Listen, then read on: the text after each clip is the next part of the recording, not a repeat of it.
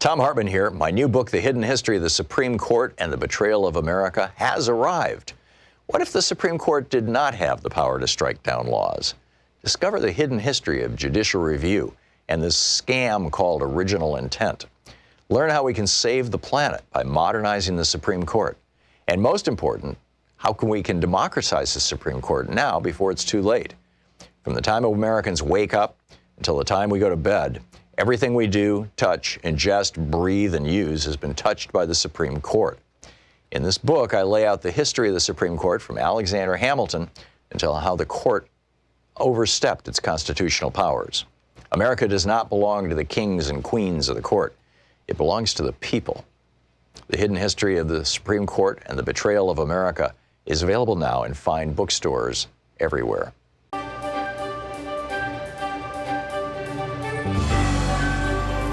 Our book today in the Thom Hartmann Book Club is by Ruth Marcus, Supreme Ambition, Brett Kavanaugh and the Conservative Takeover. This is from the prologue. Supreme Court Justice Anthony Kennedy had a request. Would President Trump have a few minutes to speak privately? It was April 10th, 2017, a sparkling spring morning in Washington, and Kennedy was at the White House to preside over the ceremonial swearing in of the newest Supreme Court Justice, Neil Gorsuch. First time in history that a sitting justice had sworn in one of his former law clerks to join him on the bench. Just 80 days into Trump's chaotic presidency, the confirmation of Gorsuch represented a rare and welcome victory for the beleaguered new administration, reeling from court defeats of its travel ban and, despite controlling both houses of Congress, unable to repeal President Obama's signature health care law. Perhaps most important, as the prominent conservative lawyers, activists, and judges assembled in the Rose Garden that day understood, Gorsuch's addition was just one step, necessary but not sufficient, in the 3 decades-long conservative bid to cement control over the high court. This effort had been as frustrating as it was lengthy. Seeming opportunities for dominance repeatedly slipped away, with Republican nominees, including Kennedy himself, turning out to be less reliably conservative than advertised. But Republicans have learned from these costly errors, assembling a farm team of potential nominees whose judicial records could be carefully scrutinized to detect any risk of ideological deviation. Gorsuch was among those who came bearing the seal of approval of the Federalist Society, the conservative legal group that had made itself the central actor in this court-shaping exercise and was playing an even more outsized role in the new administration. Trump took pains to single out one man who was not in the Rose Garden that day, Senate Majority Leader Mitch McConnell, for all he did to make this achievement possible, quoting Trump. Indeed, everyone present knew that McConnell had been the indispensable man leading to that moment. Had it not been for McConnell, President Obama would have filled the vacancy created by Justice Antonin Scalia's sudden death in February 2016, and Justice Merrick Garland would be sitting on the high court, anchoring a newly fortified liberal majority. McConnell, with his audacious announcement that the opening would not be filled, no matter that Obama had 11 months remaining in his term, had avoided that fateful outcome. His intervention meant that Gorsuch now occupied Scalia's seat, a conservative for conservative swap. The next vacancy was almost certain to be the far more critical one, shifting the court's balance instead of affirming it.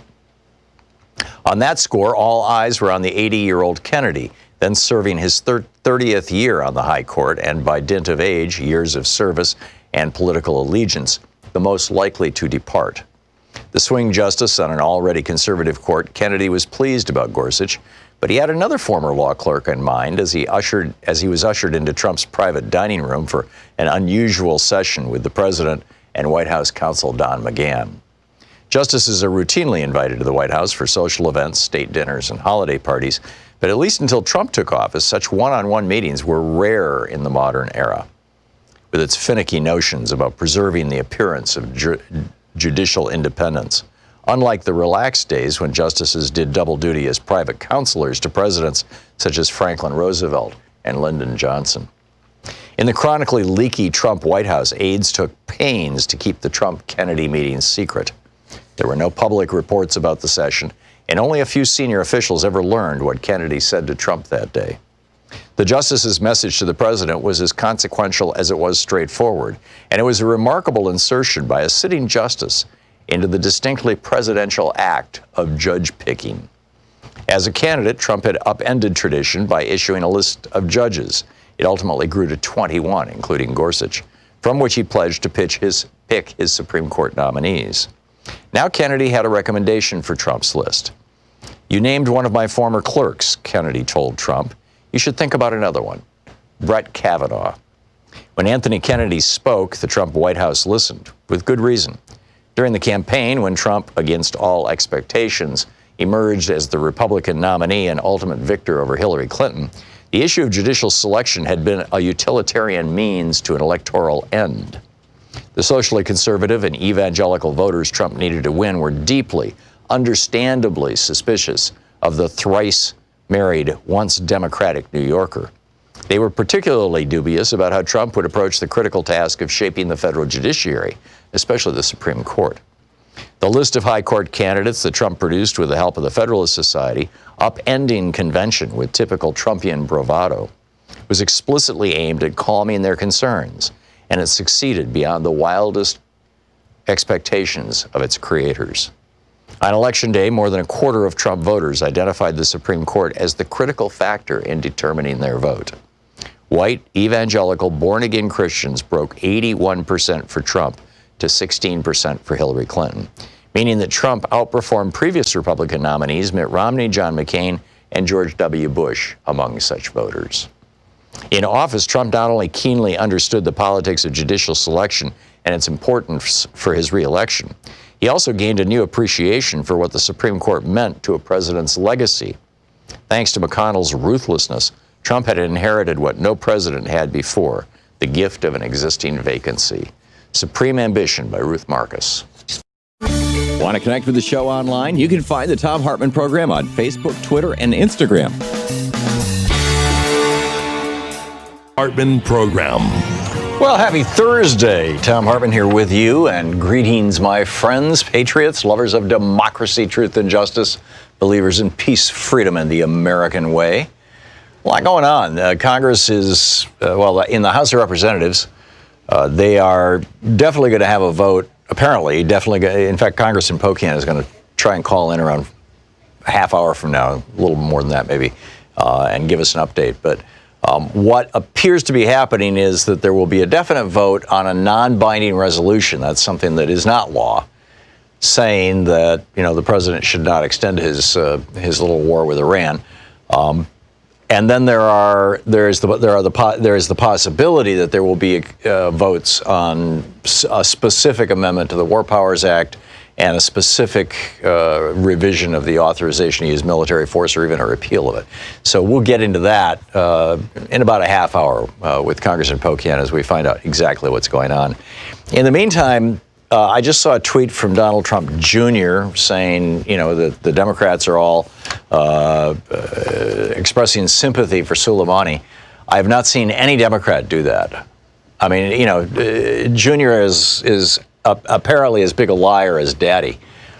And Doug Collins was on Fox, I guess it was Fox Business last night, saying that Democrats basically love terrorists, which is bizarre.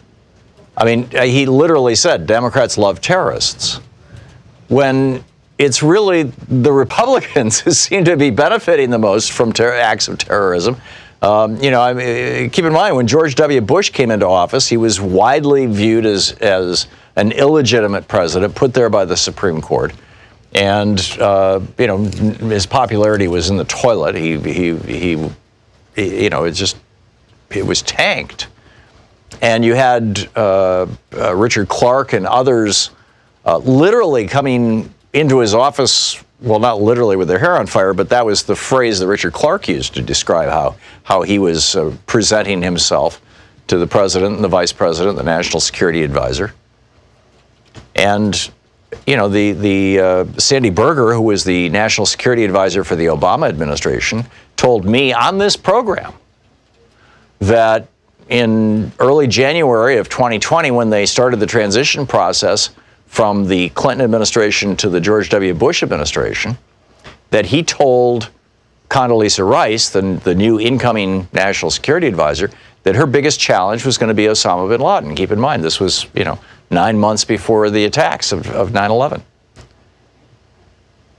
And Sandy Berger also told me on this program that Al Gore told Dick Cheney that his biggest challenge was going to be Osama bin Laden, and that President Obama told incoming President George W. Bush that he needed to keep his eye on Osama bin Laden. So Bush puts Dick Cheney in charge of two task forces, a counterterrorism task force and an energy task force. This is in January. The first meeting of the energy task force is in February. And in March, they had a big one where they were dividing up the oil fields of Iraq. Again, this is before 9/11. But the Cheney task force on counterterrorism that was supposed to keep an eye on Osama bin Laden didn't meet until 2 weeks before 9/11. And 9/11 was like the thing that allowed Dick Cheney to take Halliburton. Halliburton was on the verge of bankruptcy when he became vice president. And suddenly they were getting billions of dollars in no-bid contracts for a war with Afghanistan and a war with Iraq. I mean, who's loving the terrorists here? They lied us into a war in Iraq that made trillions of dollars for the defense industry, killed hundreds of thousands of people, including thousands of Americans, both civilian contractors and soldiers. I mean, who really seems to love terrorism? Donald Trump and Mike Pence have openly proclaimed a policy of terrorizing refugees by taking their children away and putting them in cages in our southern border. They came right out and said it. This is to discourage people. Right, we're going to scare them. We're going to terrorize them. I mean, Republicans as a whole have been terrorizing working people since 1981 with kicking off the Reagan Revolution, the war on the right to unionize, the war on American working people, the war on health care, doubling the Social Security tax. I mean, it's like their war on older people, making Social Security benefits taxable. This was all Reagan, their war on Social Security. And now Trump is terrorizing America and the world by bringing us right up to the edge of World War III. And now he's fundraising off it. Just like Bush and Cheny lied about the imminent threat of weapons of mass destruction in Iraq in order to increase their power and make their friends rich, it looks to me like Trump is doing the exact same thing. So who are the real terrorizers here? And Doug Collins going off on this, he said, this is amazing. He said, we see that they mourn Soleimani more than they mourn our Gold Star families who suffered under Soleimani. That's total BS. So Preet Prahara, the former prosecutor for the federal prosecutor, New York Southern District, went online and he says, who's running against Doug Collins? I'll max out my contribution to him. Turns out the guy running against Doug Collins it looks like he's kind of a sacrifice candidate. His name is Antwon Stevens. It's spelled ANTWON STEPHENS. He's got an active Twitter site, Stevens for Georgia, and a Facebook site. But I can't find a campaign website. Although his Twitter account, Antwon Stevens' Twitter account, you can make a contribution directly through his Twitter account. So I sent him $25 this morning. I mean, the guy's going to run against Doug Collins, even if he doesn't have a chance. I think that we need to start, giving some love to the people who are challenging these crazed Republicans, even when they're doing it in solid red districts. They're not always going to be solid red. Americans are increasingly waking up and saying, wait a minute, this is crazy. And then you look at what's going on. Trump goes on TV yesterday and says, Iran is standing down. But we're going to increase the sanctions. Right, so Trump kills the number 2 or 3 guy in the Iranian government with a drone strike, and the number 1 guy for the Shia militias in Iraq who are aligned with the Iraqi government. He kills them both with a drone strike. And the Iraqi response is to say, please leave our country. And the Iranian response is to hit a couple of American bases in a way that doesn't hurt any Americans and to warn us about it in advance. Like, an hour or two in advance of the shots, get your guys in the shelter, because here they come.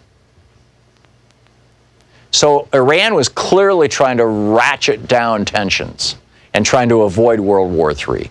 And then Trump comes out and says, yeah, but we're going to make life even worse for them. Really?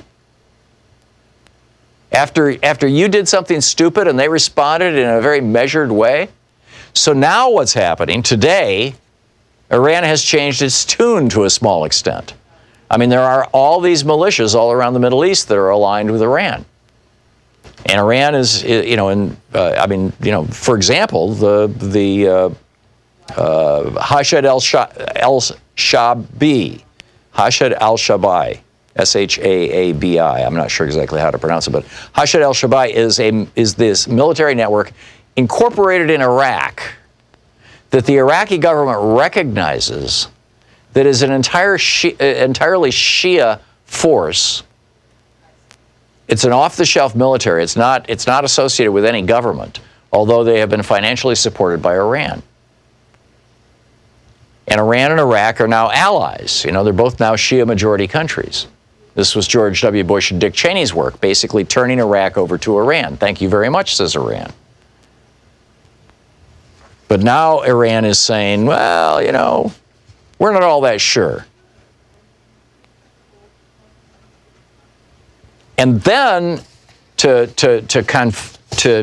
add to that, and I'll get into this, right after the break. We've got this airliner that got shot down. And, there's a growing consensus that there is virtually nothing that could fail on a 2-year-old 737-800, a brand new, one of the most common airplanes in the world, the 737 series. There's virtually nothing in normal course of operation, or even abnormal, that could have produced the fireball we saw. The plane was shot down. This is the Thom Hartmann Program. So who shot it down and why? We'll talk about that, too, after the break. It's 16 minutes past the hour.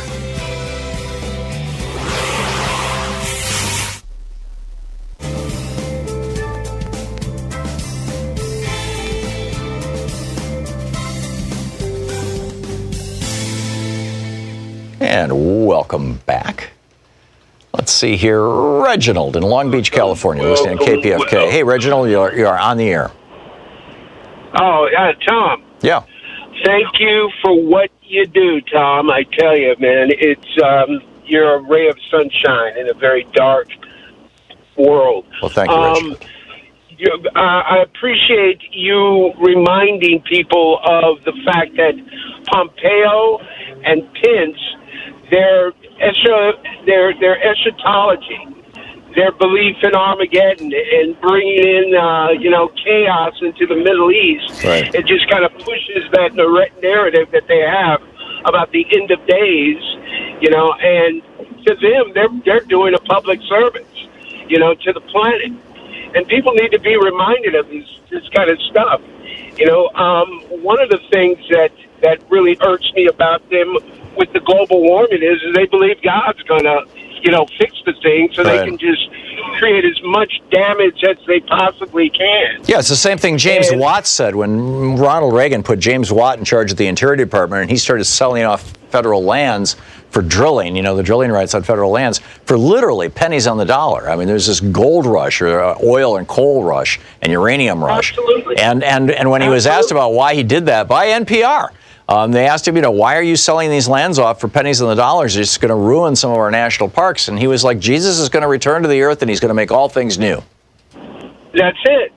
And this whole thing with the Bureau of Land Management, Trump is turning, all of our national parks, they're going to turn them into like high-rise apartments and stuff like that, like New York. Yeah. It's going to look like Manhattan, and people were talking about how these, the Russians might take over and stuff, or anyone could take over, is because we're such greedy little monsters.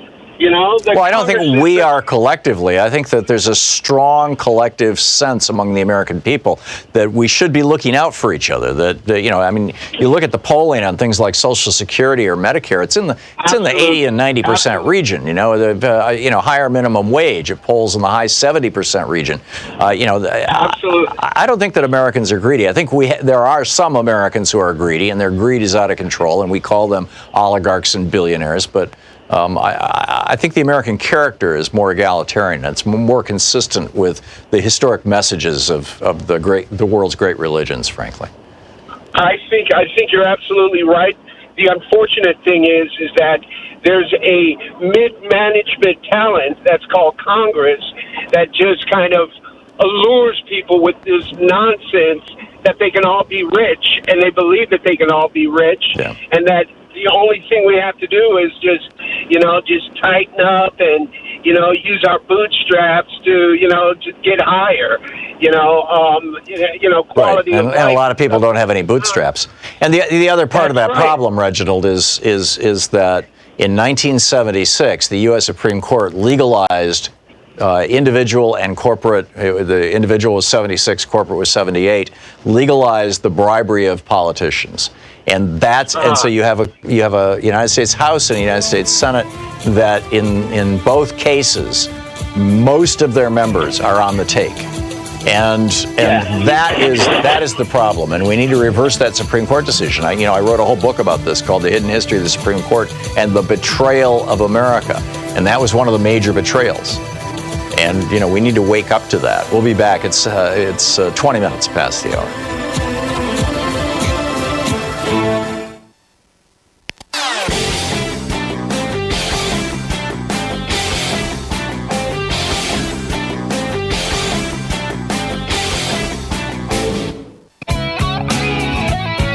So I also wanted to talk about something that I know that Donald Trump doesn't want to talk about. I just watched his little press conference, or it wasn't a real press conference, but his little presser where he was standing there with a bunch of guys in hard hats. And these made-for-TV productions. Keep in mind, he now has Bill Shine, who had to leave Fox News under a sex scandal. He now has Bill Shine, who used to run the programming for Roger Ailes at Fox News, is running the White House, or at least the press operations at the White House. And so, of course, Trump is producing made-for-TV drama constantly. But one of the things he doesn't want to talk about is the 170, I believe it's 179 people who were just killed a few hours after the drone strike with this Ukrainian International Airlines plane that went down. I mean, this is a screaming tragedy. These were mostly Canadians and Iranians and Ukrainians. There was, I don't have the numbers directly in front of me, but my recollection is it was 60 to 80 Canadians and something like 40 or so Ukrainians. I'm sorry, Sean? 63 Canadians. 63 Canadians. Sean knows. Thank you, Sean. This was a Ukraine International Airlines plane. Now, keep in mind, and it was shot down 10 miles away from Tehran. It's increasingly looking like it went down because it was shot down by a missile or blown up by a bomb. A few hours earlier, the Pentagon and the FAA, the United States Federal Aviation Administration, had issued what's called a PIREP, a notice to pilots, saying that no private aircraft should be flying in Iranian airspace, only military. And the implication of that, of course, is that you'll get shot down if you fly into that airspace by the United States. You get shot down by us. Now, this plane, this Ukrainian jet, I'm a private pilot. I've never been a commercial pilot, but I've had a lot of interactions with air traffic control over the years. And this jet was under what is called positive control, which means that they were continuously talking to the tower, and they had a transponder on, which was being continuously pinged by the tower. So Iran and the Iranian authorities and everybody involved with Iran and the people around Iran, they all knew that a Ukrainian jet was taking off and heading for Kyiv, what we used to call Kiev. which in my mind, now I could be completely wrong about this, but in my mind that says that it's pretty unlikely that it was Iran that shot down that plane. I mean, our military here in the United States has full access to our air traffic control system. We, you know, if the U.S. military is participating in anything, if they're looking for a rogue aircraft or whatever it may be, and you could go back and look at what happened on 9/11 and see how this works. We can muster, we can put fighter jets in the air, bang, like that. In fact, there's still speculation among 9/11 conspiracy theorists, and I don't mean that as a slur, that Flight 93, the plane that went down in Pennsylvania, wasn't taken down by the noble guys on board, but was shot down by a U.S. jet. Cheney apparently gave the order for it to be shot down, but I don't know. I'm willing to go along with the idea that it was noble people on board who decided that they'd rather all die than have their plane hit New York. That's great. But the bottom line is that the military knows what civilian aircraft are doing. So assuming that it operates the same way in Iran, because it just makes sense, the Iranian military, which would have anti-jet missiles, almost certainly knew that this was a commercial aircraft. They wouldn't shoot it down. So who did shoot it down? Well, now there are reports in the press that there were remains of a Russian TOW missile on the ground. But I haven't seen a specific picture saying, here's the remains. I don't know if this, who's putting this story out, implying that either Iran or Russia shot this thing down. I mean, is it possible that Trump's military, keep in mind, we were the military that issued the PIREP, the notice to pilots saying, don't fly in this airspace. It was us who issued that, who issued the threat to shoot down non-military planes over Iranian airspace. And this Ukrainian plane takes off from Tehran airport and climbs up to around 8,000 or 9,000 feet, and it's 10 miles out and gets shot out of the sky, apparently. Is it possible that the Trump administration shot this plane down by accident? That they thought it was another, say, a bombing run coming from Tehran? It would make a certain amount of sense. On the other hand, you would think that the U.S. military would be monitoring the tower frequencies, at the very least, if we didn't have the ability to access, and I would think that we would have the ability to access everything, the flight control stuff. Which raises a third possibility that just, some crazy guy with a shoulder-fired missile decided to take down this plane. But who and why? But the fact that the Trump administration doesn't really want to discuss this is raising flags for me. I'm wondering if it does for you. So a lot to talk about.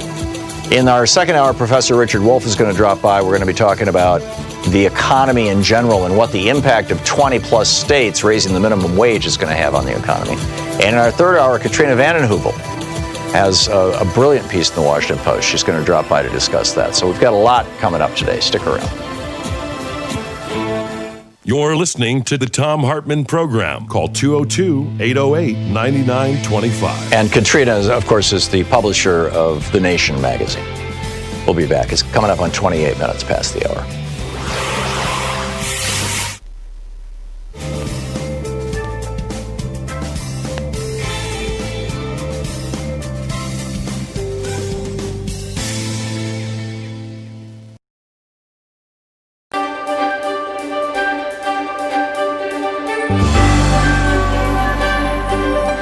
Our book for today on the Thom Hartmann Book Club is Kingdom of Lies, Unnerving Adventures in the World of Cybercrime by Kate Fazzini.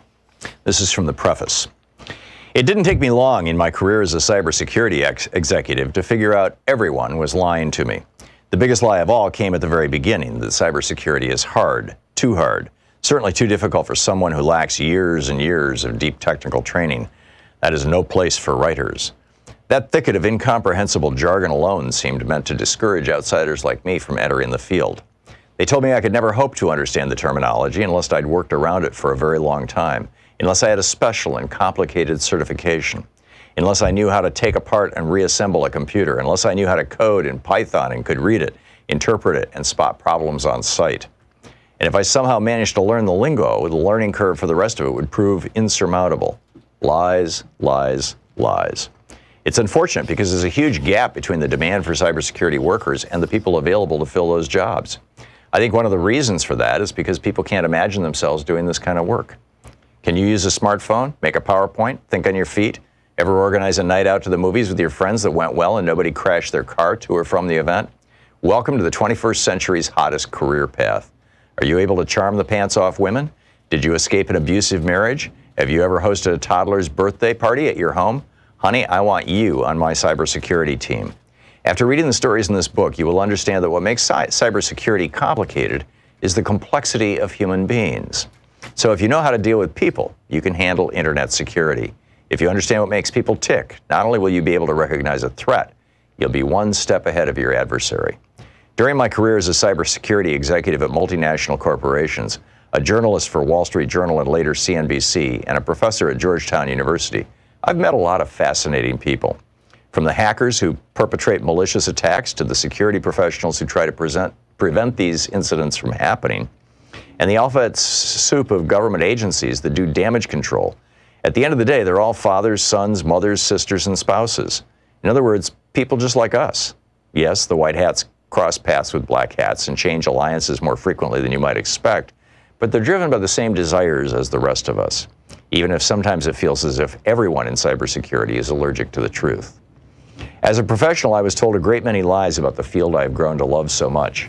After becoming a journalist on the cybersecurity beat, I was told even more. Here are a few. Let me introduce you to the hacker community.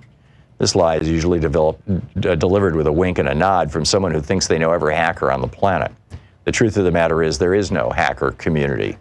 Sure, the guys who make a splash at the big annual conferences might say otherwise, but every country, every state, every faction, every identifying group has its own community of people who hack computers.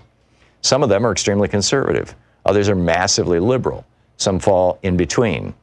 Some wear suits and ties and work as lawyers during the day, while others look like everyday citizens and have great people skills as they pursue the idiosyncratic agendas. Some are good guys who got fed up with low pay and boring duties and became criminals. Some are criminals who ended up being good guys. Many start and end their careers on either end of that spectrum. Some, including many you'll meet in this book, are extremely proficient hackers who have no time or inclination to identify with any community at all. As a journalist, I was astonished at the number of people who came out of the woodwork to offer me exclusive access to the hacker community. I couldn't help but notice that the members of the source's hacker community were often people just like him or her. My point is there are many different types of people working in this field, and I can guarantee you that a lot of them are exactly like you. Here's another lie. He's a luminary in the cybersecurity field. He's probably not. Fame and luminescence don't typically intersect in this field. The people I've met who are actual geniuses aren't famous, and most of them don't have social media profiles. They tend not to pontificate on areas outside their expertise.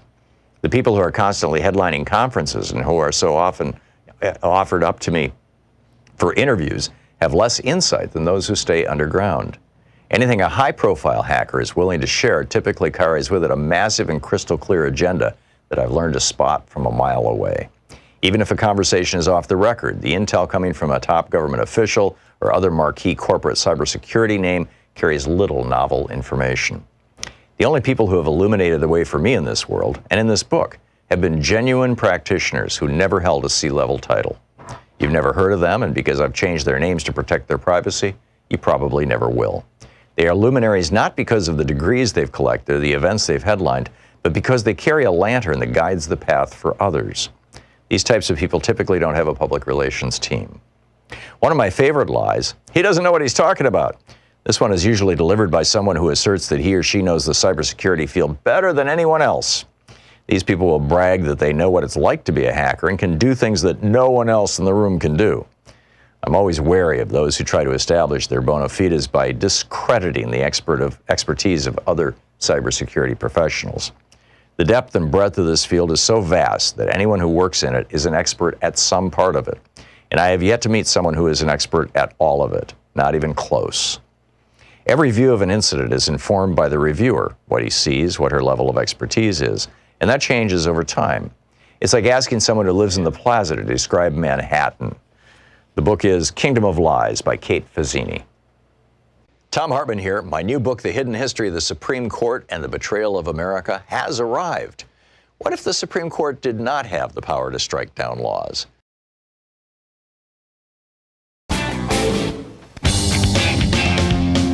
Well, this is moving fast. In just the last few minutes, both BBC and The Guardian, and now even Amy Vanderpool in her newsletter, are all quoting unnamed U.S. officials saying that Iran mistakenly shot down the Ukrainian Airlines jet using a Russian-made missile.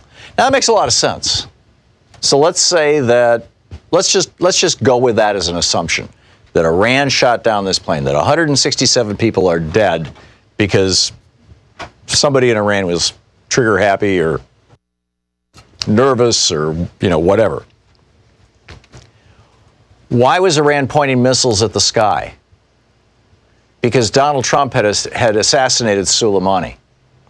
Donald Trump created the environment in which an accident happened and 167 people died.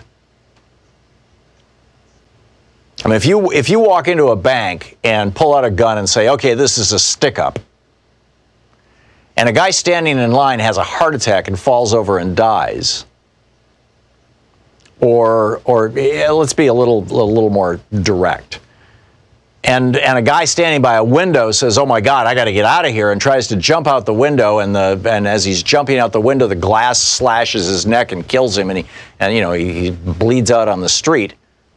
You, as the bank robber, even though you didn't say a word to that guy, could be held legally responsible in part for his death.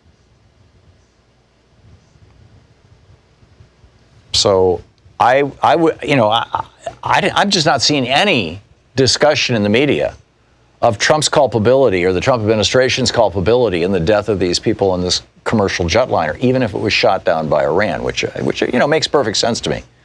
Makes a lot of sense. So anyhow, your thoughts and calls. Judy in Hot Springs Village, Arkansas. Judy, it says here you wanted to continue the conversation that we started yesterday about the Real ID Act.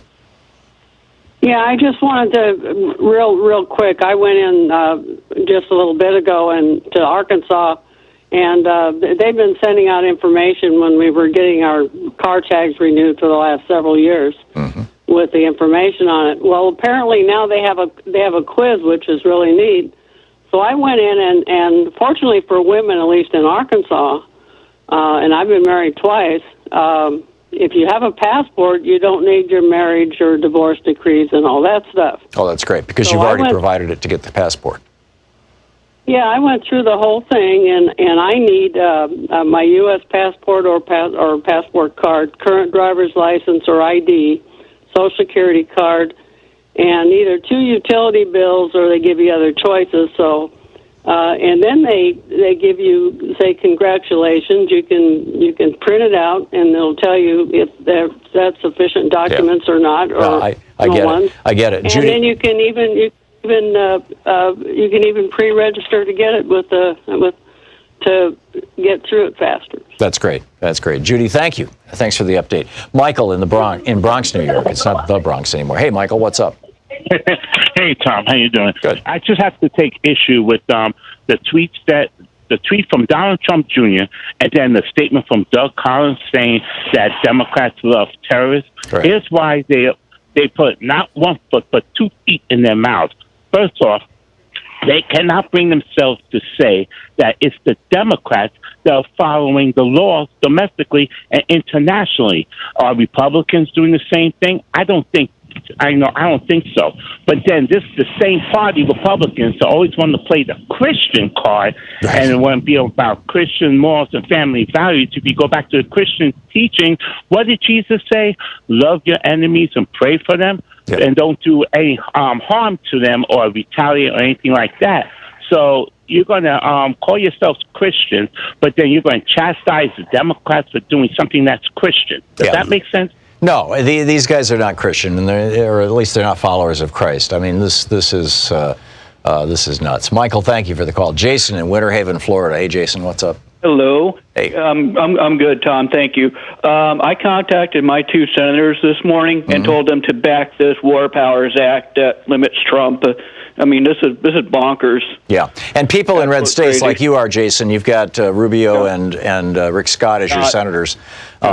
People in red states in particular need to be calling 202-225-3121, which is the main switchboard number for the Capitol, and telling their senators what they think about it.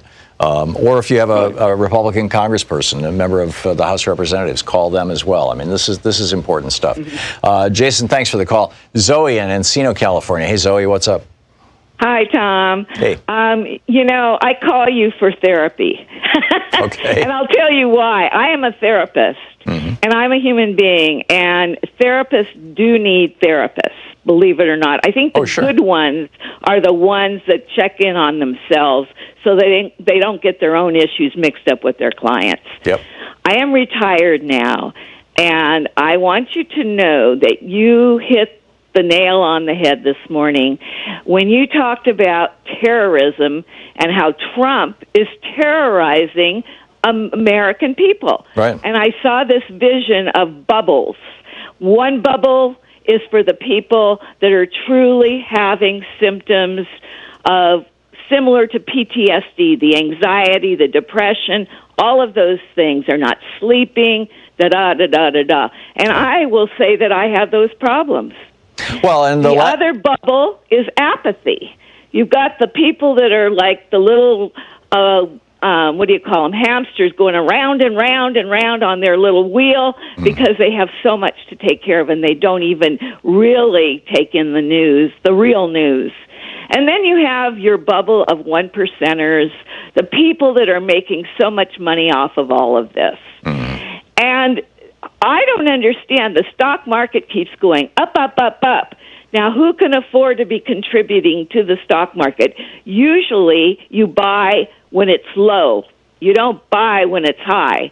But yet, I think somebody is feeding into that and creating this false sense of security. So the 1%ers, who are the greedy ones, and the ones that love what the president is doing, those are the ones that are really screwing around with the rest of the bubbles. So I'm in the bubble. I appreciate you, and my idea was,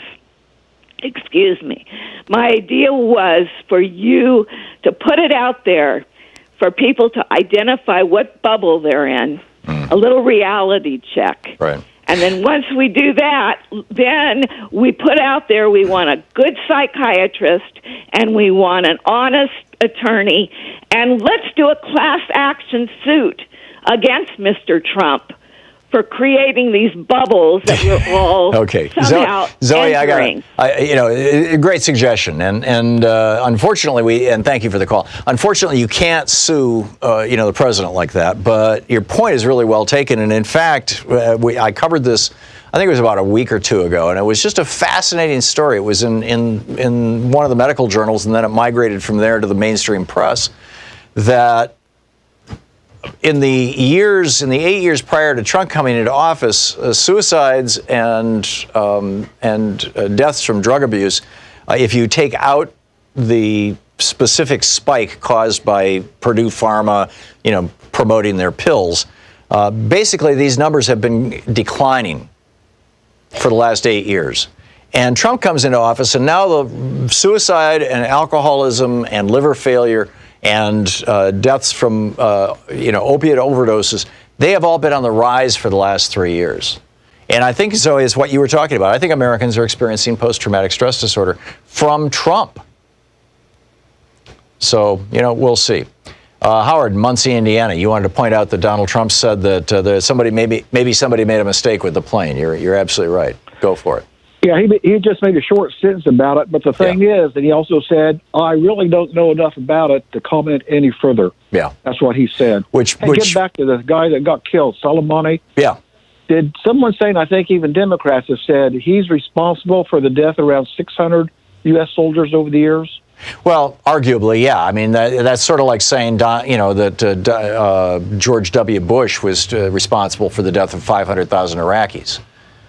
Okay. My point is this. If he's not responsible, okay, I'd say something a bit out of line. But I also think he was, because Democrats have said this also. In fact, I think Pelosi, she said it. Yes. And if that's the truth, he is an imminent threat.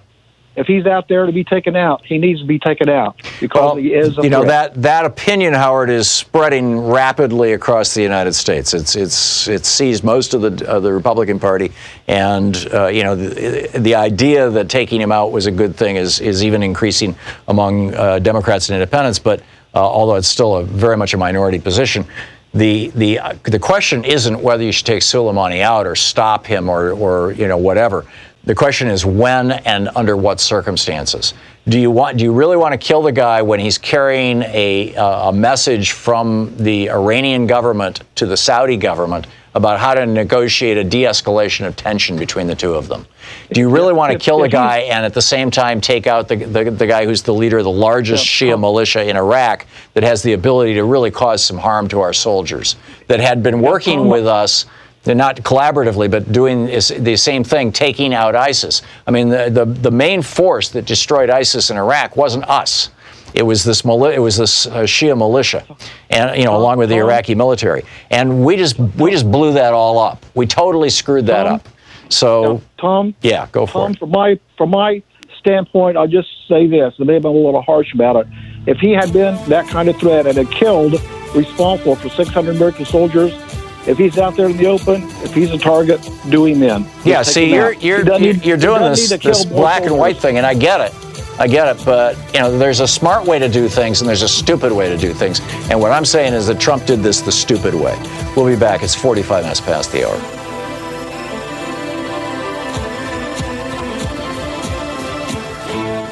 You're listening to Thom Hartmann. Visit ThomHartmann.com for audio and video archives. We'll be back with more of your calls in just a moment. Stick around.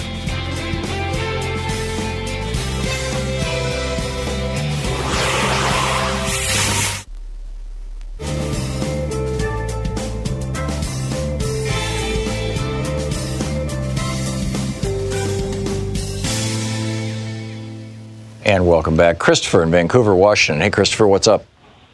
Hey, Tom, thank you. Thank you for all you do. Sure. Hey, Tom, I heard a report, and you probably heard of it as well. I think that something happened to the voting machines in Florida, and the FBI got involved, and I don't recall what happened, but the main reason why I was calling today is because I thought you might know. When Russians were hacking into voting systems, do you know for sure, and I couldn't find this when I Googled it, do you know for sure that if they changed the votes? No, we don't know that. We do know that, and it wasn't just Russians, by the way. There were at least two other governments that infiltrated our voting systems. We do know that they got inside. We don't know whether they changed votes. Because frankly, these systems are so insecure. I mean, some of them are based on Windows 98. They're so insecure that there's just, and they keep no paper trail, that it's impossible to tell what happened. So we just don't know, and that's another good and strong reason why we've got to get rid of them. So thanks a lot for the call. Nader in San Rafael, California. Hey, Nader, thanks for watching Free Speech. Says you disagree with me about something about Eisenhower. Tom, as I've mentioned before, I really enjoy your show, and I very respectfully just want to point something out. You've mentioned many times that you have tremendous respect for Eisenhower and that kind of Republican ideology, but given today's events, I do really want to mention that Eisenhower is really the president that is most responsible for the dysfunctional relationship between Iran and the U.S. Yeah, no, I agree with you. I absolutely agree with you. And that, those decisions that were made in the mid 50s, in 54, 55, 56, to take, and when Eisenhower was president, with Mr. Dulles' enthusiastic assent, those decisions to take down governments, the democratically elected governments, was in retrospect crazy. I mean, and you're right, it did set up the situation. And by the way, it wasn't just there. We were doing this in Central and South America as well. during the Exactly. Eisenhower administration. But I want to make a connection to the hostage crisis in 1979 because when the Islamic Revolution took over, the first thing they were worried about was another coup orchestrated by the U.S. Trying to help the Shah, and that coup would have been set up and managed through the U.S. Embassy. So, and Stephen Kinzer makes this point as well in his book, All of Shah's Men. So that is the main reason that they took the hostages. So, in a way, I would say Eisenhower is somewhat responsible for that. Yeah. And then, from there, we move on. You'll recall who was Eisenhower's vice president, who was largely responsible for his foreign policy and entirely responsible for his Cuban policy? Do you remember? No. Richard Nixon. Help me with that. Oh. Richard Nixon was his vice president. Richard Nixon was largely in charge of foreign policy. Eisenhower had a heart attack in 1959, and Nixon was functionally the president for about a year. But Nixon was wholly responsible for the Cuba policy, the Cuba desk. And thus he planned the Bay of Pigs for 1960 to be an October surprise to help defeat Kennedy. And because of weather and a few other conditions, they couldn't do it. Nader, thanks for the call. We'll be back. Congressman Mark Pocan will be with us in just a second.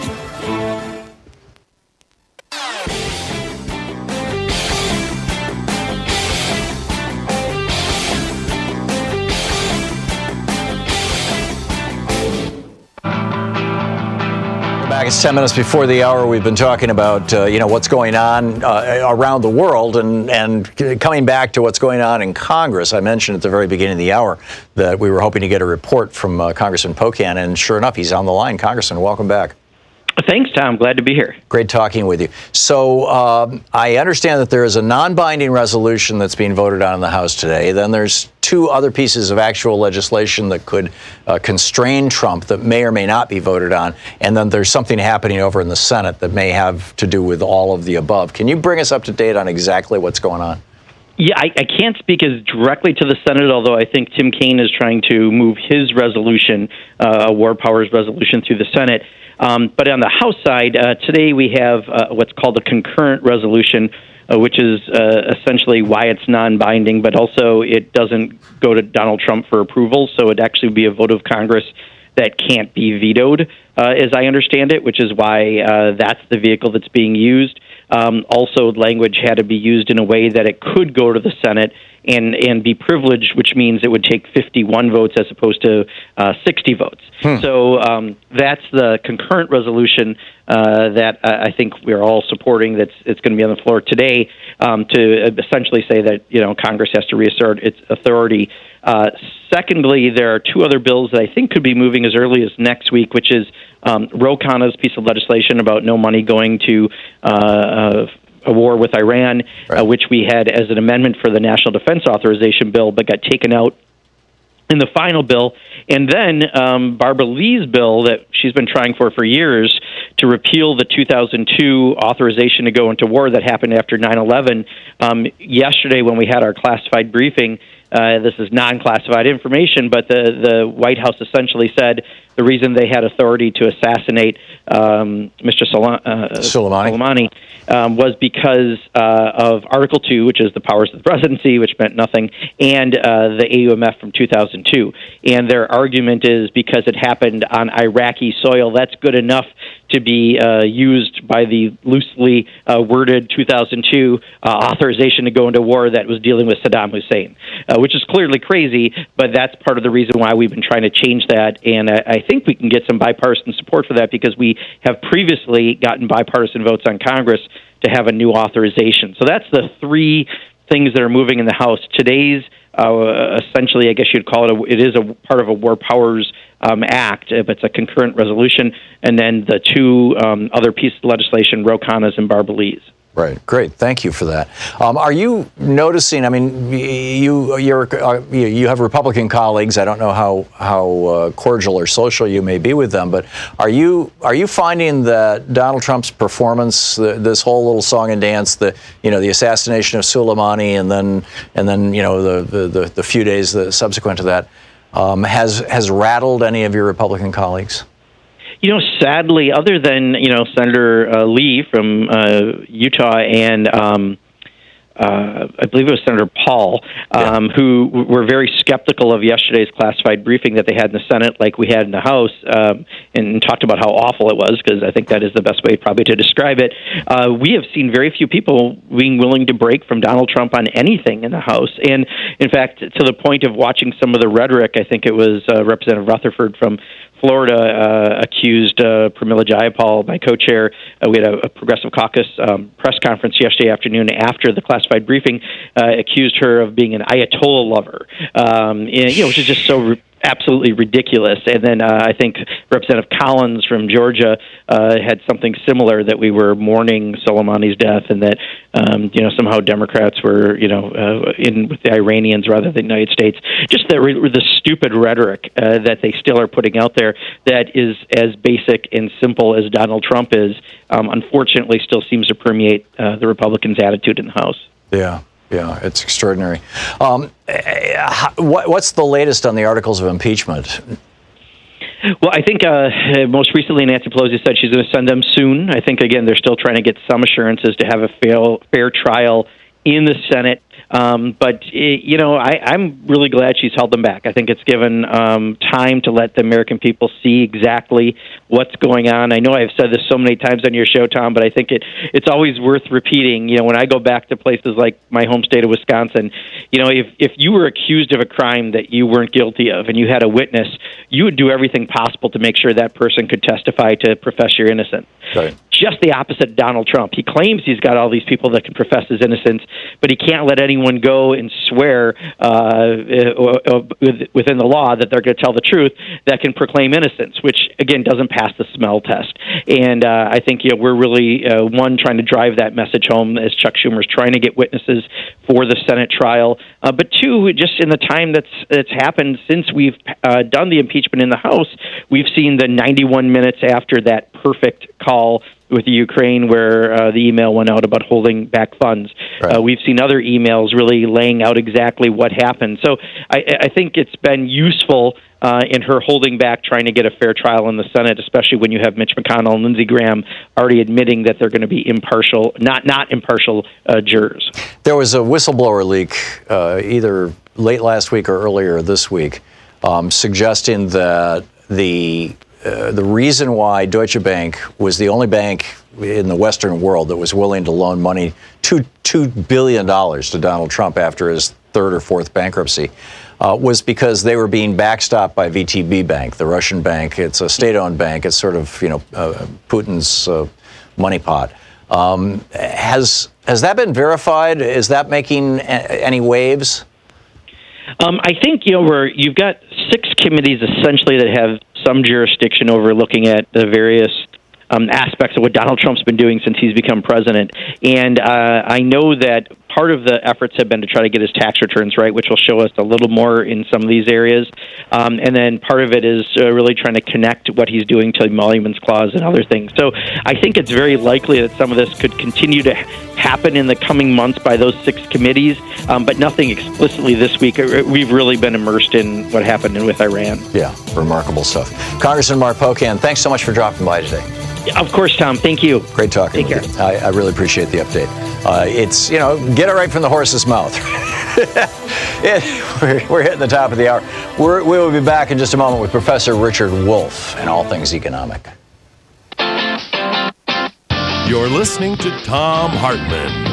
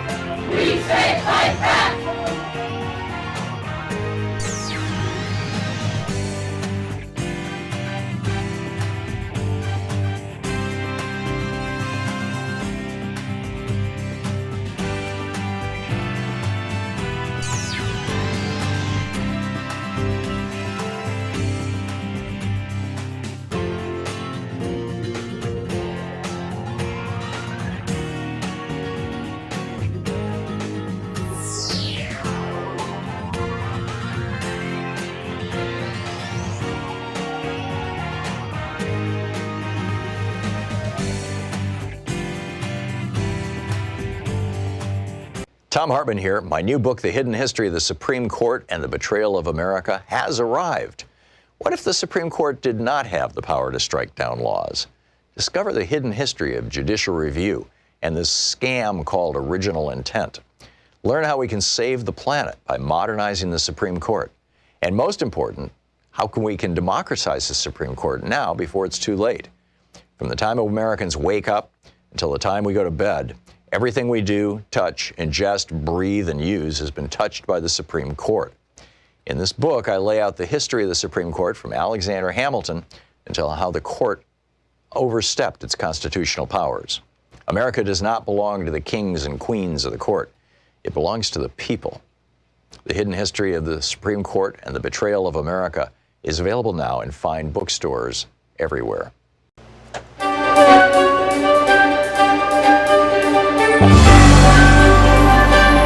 Our book today in the Thom Hartmann Book Club is Richard Wolff's Understanding Socialism. This is from the introduction. Socialism is a kind of yearning for a better life than what capitalism permits for most people.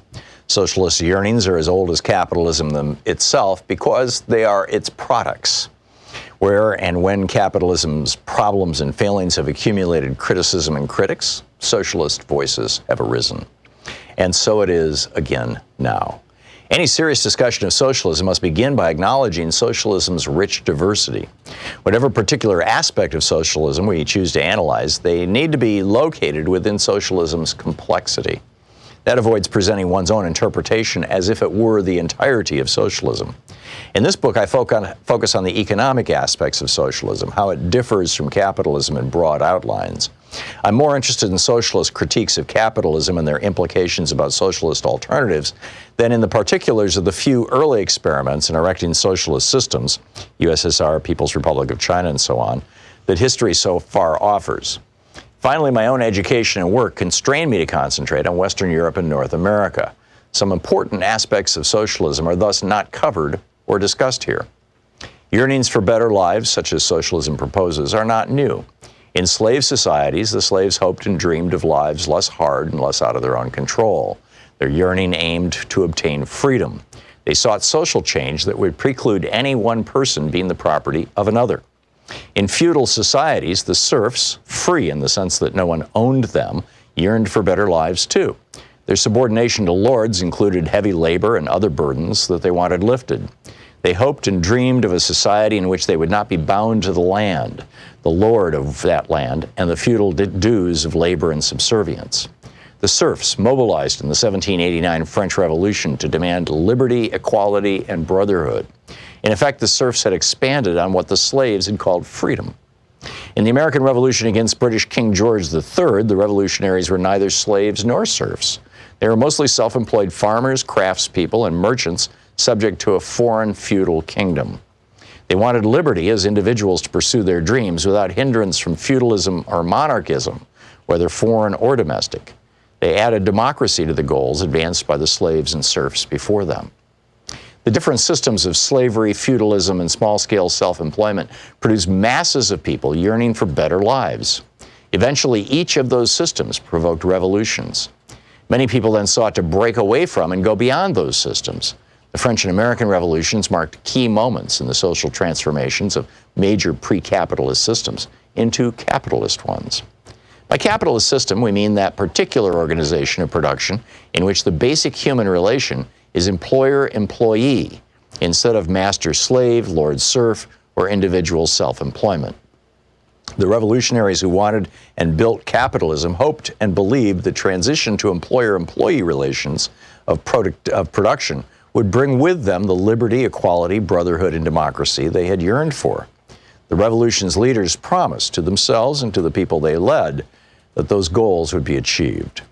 But the transition to capitalist employer-employee relations that increasingly replaced the previous slave, feudal, and self-employment relations of production had unintended consequences. Capitalism soon proved to be different from what its revolutionaries had hoped.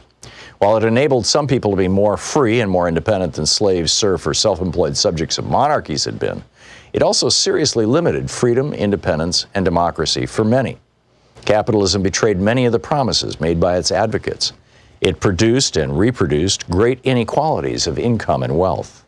Poverty proved to be as endemic as capitalism seemed equally adept at producing and reproducing both wealth and poverty.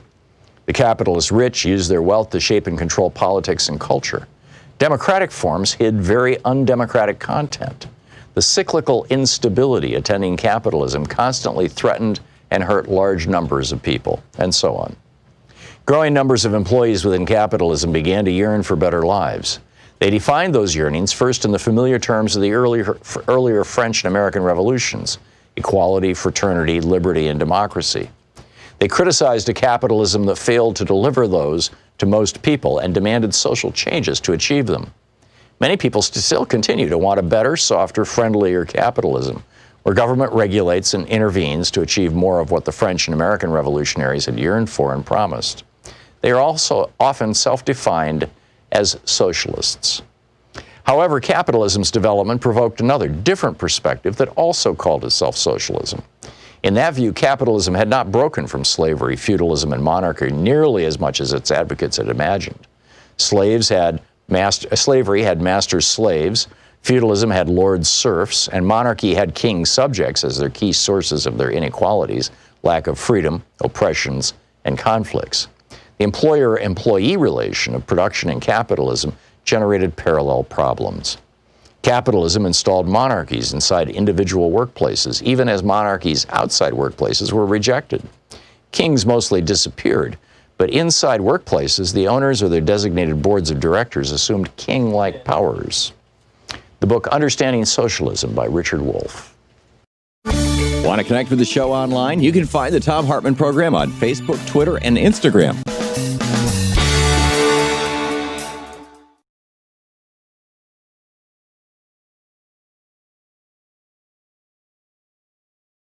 The Hidden History of the War on Voting by me.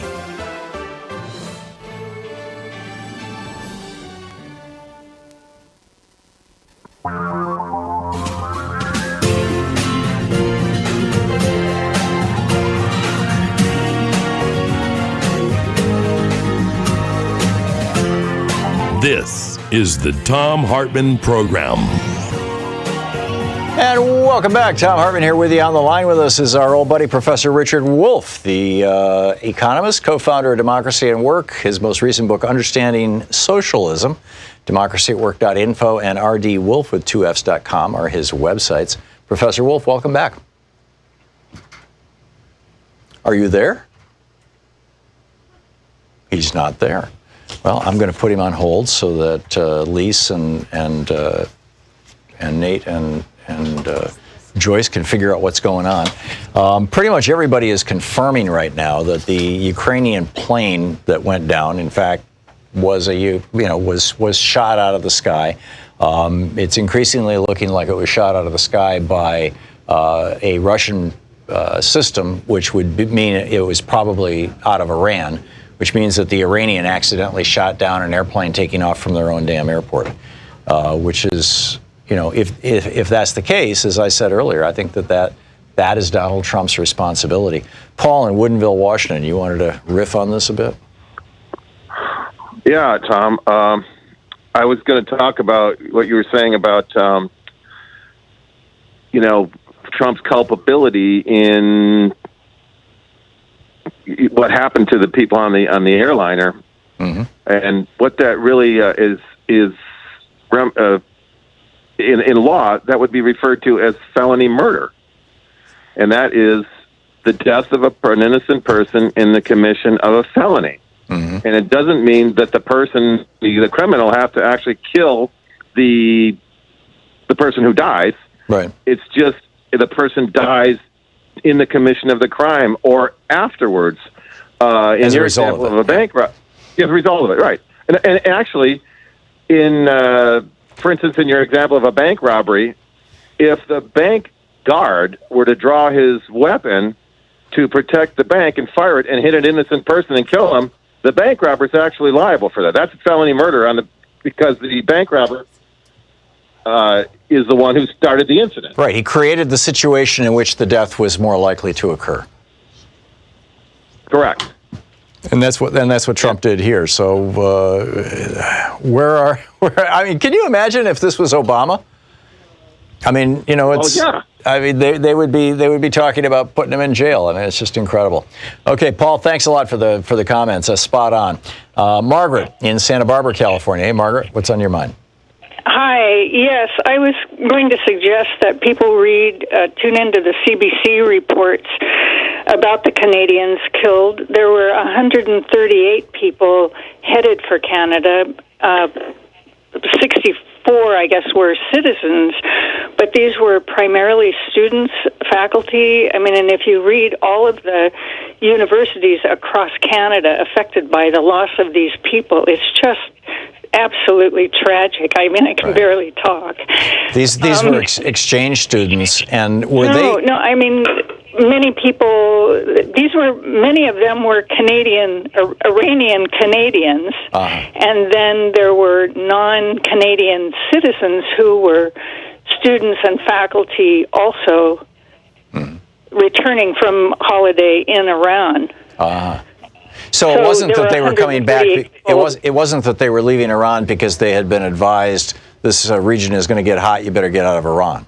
That would be the ultimate irony. And I mean, it's people who live in Canada and went there for holiday. And one of the issues is that because of sanctions, there are no direct flights from Iran to Canada, so they have to do these circuitous routes and can't even come through the United States because of sanctions. And this was the least expensive of the flights. Yeah. Fascinating stuff. We'll see how this all shakes out. But I really recommend reading CBC reports, which you'll get more information on the Canadian connection. Right. We're going to thank you very much for that, Margaret. We're going to take a quick break here, and on the other side, we're going to bring in Professor Richard Wolff for our conversation with him. He'll be up in 4 minutes, so stick around. We'll be right back.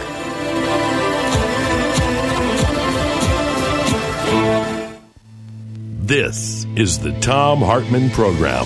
We'll be back in 4 minutes with Professor Richard Wolff. Stick around.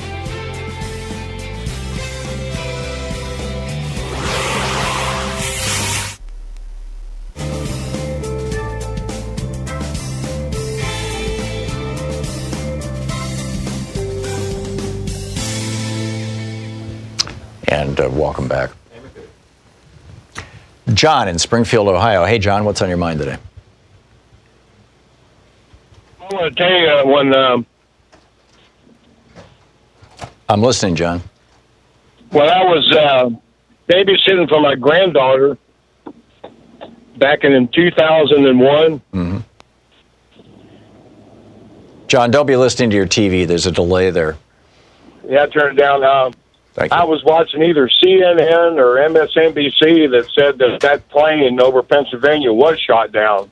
Oh, I recall there were reports to that effect, and there were reports that Cheney had authorized the shoot down. And it's still, as far as I know, it's still an open question, but maybe not officially. But the one reluctance I would have, it would be to minimize the contribution of the people who were on the plane who were going to rush the guy, and that's something that's been corroborated by several people who were talking to them on cell phones on the ground. Although, does the question of whether a cell phone works in an airplane, at those altitudes and those speeds is another one I don't know the answer to, but I think Flight 93 has a lot of questions associated with it. Thanks for the call, John. Johnny in Galveston, Texas. Hey, Johnny, what's up? Hey, Tom, I've got a simple question for you in regards to the hacking of our voting systems by other governments. Mm-hmm. Why would any foreign government, and especially the Republican Party, go to the trouble and risk-free, because you can't prove anything, there's no paper trail, why would they bother to hack our systems if they don't at least try to narrow the vote margin of victory so that they can claim later on that they still have some kind of a mandate and that they deserve to be heard and they deserve to have influence over our legislation and governance, whether it's at the legislative level or in the White House? Well, they're doing all of the above. I mean, and I document this in my book, The Hidden History of the War on Voting. The Republicans are number one, trying to prevent people from voting, making it harder for people to vote, and throwing people off the voting rolls in mostly minority areas and Democratic-leaning areas, big cities, number one. Number two, they are big champions of hackable voting machine systems, which is, a real, bizarre thing. And then on top of that, they are Thom Hartmann here, constantly complaining about, how Democrats are like double voting, triple voting. So they're pushing all these laws, these ID laws and things that just, frankly, just make it harder for people who are poor, who live in cities, who live in very rural areas, or who are older, or who are students to vote. I mean, that's just the bottom line. The Republicans don't want people to vote. And so what you're saying is you just made an excellent case for saying that if they go through all that trouble, those things, then there's no cost to them to change some votes in some voting machines so that they can claim that they have our side has a narrower victory, a margin victory for future purposes. Yeah, I think in 2002, that's exactly what happened to Don Siegelman. He was reelected governor of Alabama, and then in the middle of the night, literally at 1 o'clock in the morning, a guy who was working, who was a poll monitor or precinct, whatever it was, but also was one of the people who was working on Bob Riley, Bob Riley, the Republican that was working on Riley's campaign, discovered exactly 15,000 votes in the middle of the night on his voting machine and said, oh, gee, look at this, Don Siegelman didn't actually win. And, that's right out there for anybody to see. Johnny, thank you for the call.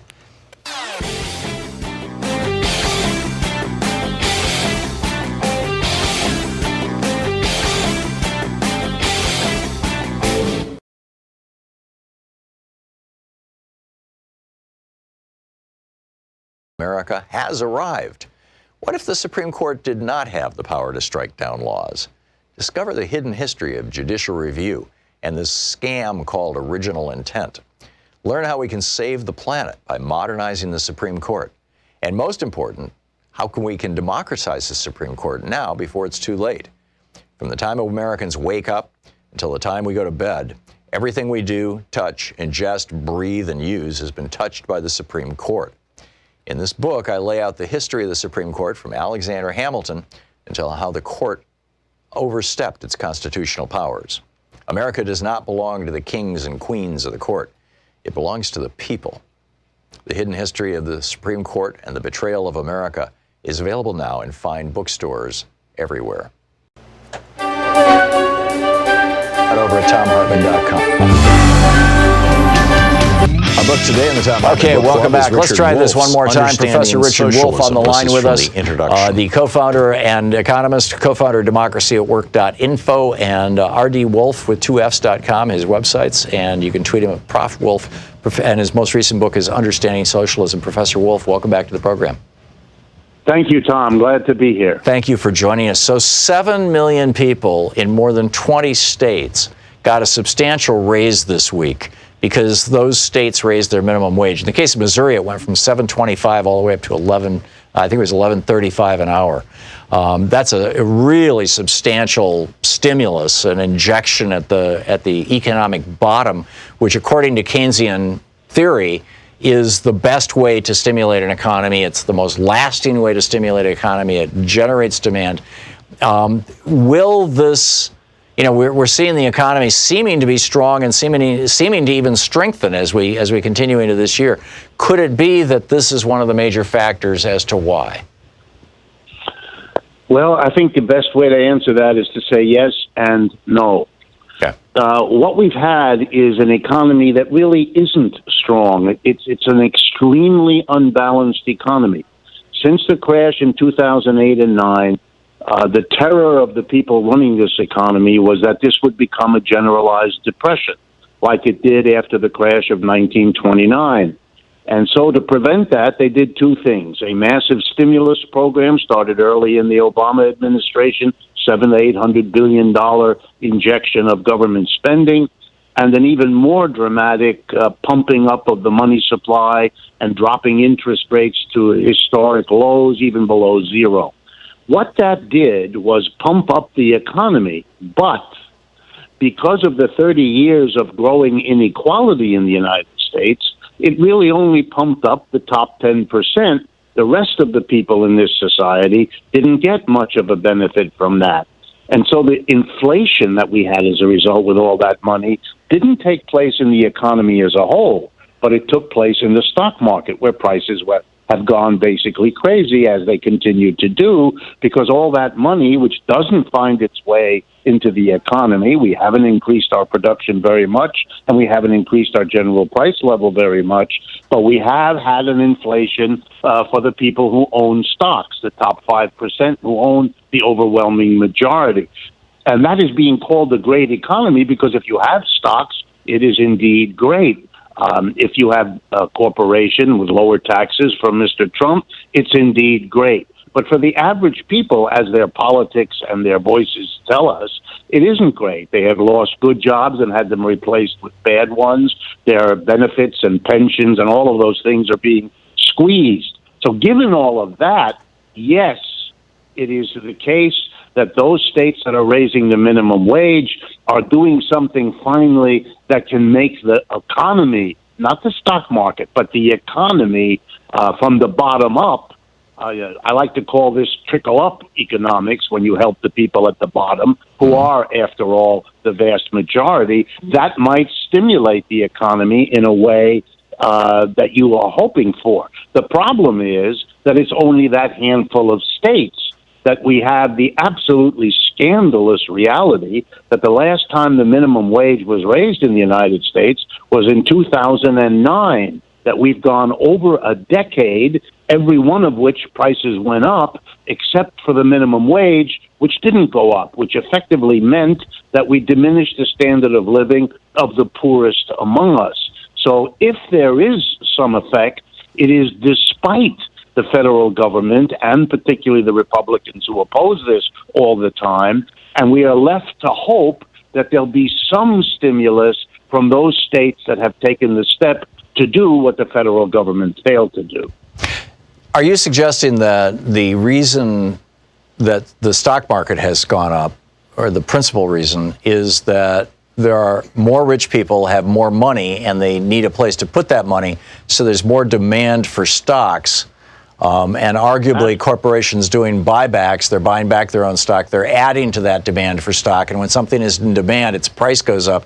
So we're not actually seeing an increase in the value of these stocks, and we're not seeing these companies produce, have greater productivity or produce more goods. We're simply seeing basically an inflation happening with the price of the stocks. Absolutely. And the reason for that, you don't have to look very hard.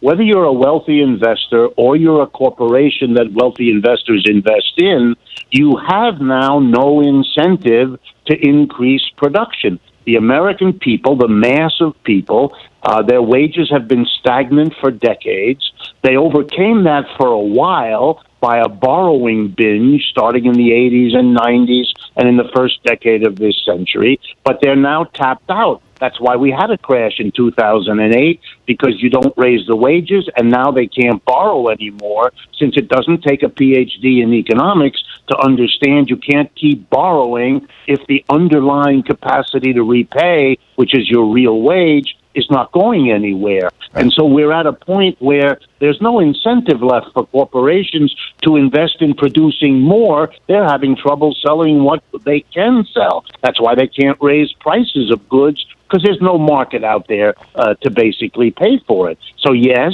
they take all the money that they earn, the profits that they get from the businesses they have, plus all the extra stimulus from the federal government, plus all the extra money from the Federal Reserve, and they put it in the only place that it makes sense for them to put it. And here is the intriguing thing about a stock market. The more people put money into the stock market and drive up the prices, the greater the incentive for everybody else to do the same thing, to get in on this roller coaster as it goes up. driving the prices of the stock market way above any underlying value, which people who look at the stock market are all commenting on left, right, and center. Right. And everybody knows that this craziness will come to a very unhappy end, and that the postponement of dealing with it only makes the likelihood of a bad downturn so grim that, for example, Tom, this last week in San Diego was the annual meeting of the American Economics Association, people who are not radical or critical, to say the least, but even they were full of panels saying that things look very grim going forward because of this crazy imbalance between the stock market on the one hand and the mass real economy on the other. Yeah, back in I think it was in the early 1920s, Alfred Ponzi set up an operation in Pie Alley, a back alley in Boston, where he said that he was buying post-World War I mail coupons, stamps, basically, from foreign countries. And as their currency went down, these stamps, which could still arguably buy the passage of a letter across the oceans, was going up. And so he told people he was investing in foreign postal things. Correct me if I'm wrong on any of this. And but he wasn't actually. He was simply taking new people's, paying off old people with new people's money, and thus came the phrase Ponzi scheme. It sounds like what you're describing with the stock market, where the price keeps going up and up and up because more and more people are throwing more and more money into the market, is a late-stage Ponzi scheme, is it not?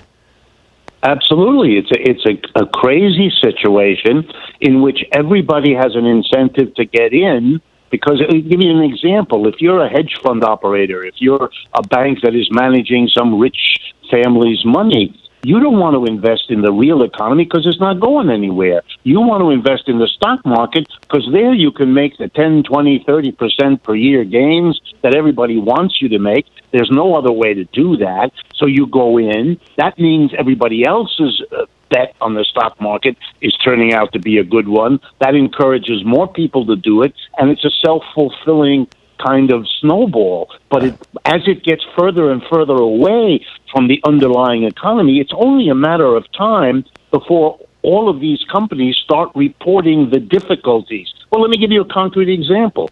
Last week, Borden's, one of the most important milk dairy companies in the United States, declared bankruptcy. Why? Because people, having changed their diets, they want oat milk instead of cow milk, et cetera, they're having some difficulty. Normally, they could get through that, but they've borrowed so much money at low interest rates, they've seen such an inflation of their stocks over the years that they got heady, and now they can't handle this downturn. You multiply that by a few others, and you're going to have a conflagration as everybody realizes that they own stocks that are not worth what they paid for them, and that they're sitting on debts that the borrowers cannot repay. We have about 30 seconds left. Any sense of how long it will be before this market turns around? I mean, you got more than 50% of Americans now saying Donald Trump is doing good things economically. Yeah, it's amazing to me. I've not seen a disconnect like this. I understand why Trump and the GOP say it, because they have to run for re-election. What terrifies me and saddens me is the number of Democrats and others who could and should know better being unable to look at this situation for what it is. To look at the unemployment rate in the stock market would be the equivalent of deciding the economy as if a doctor looked at you, looked at your head, looked at your foot, and on the basis of those two observations said you were healthy. You'd go to a different doctor. You shouldn't listen to people who say this economy is great. It isn't. It's an extremely dangerous place. Thank you. Professor Richard Wolff, rdwolff.com and democracyatwork.info. Thank you, sir. You're Thank you, listening Tom. to the Thom Hartmann Program. Call 202-808-9925. We'll be back with more of the news of the day and your calls right after this. It's coming up on 28 minutes past the hour.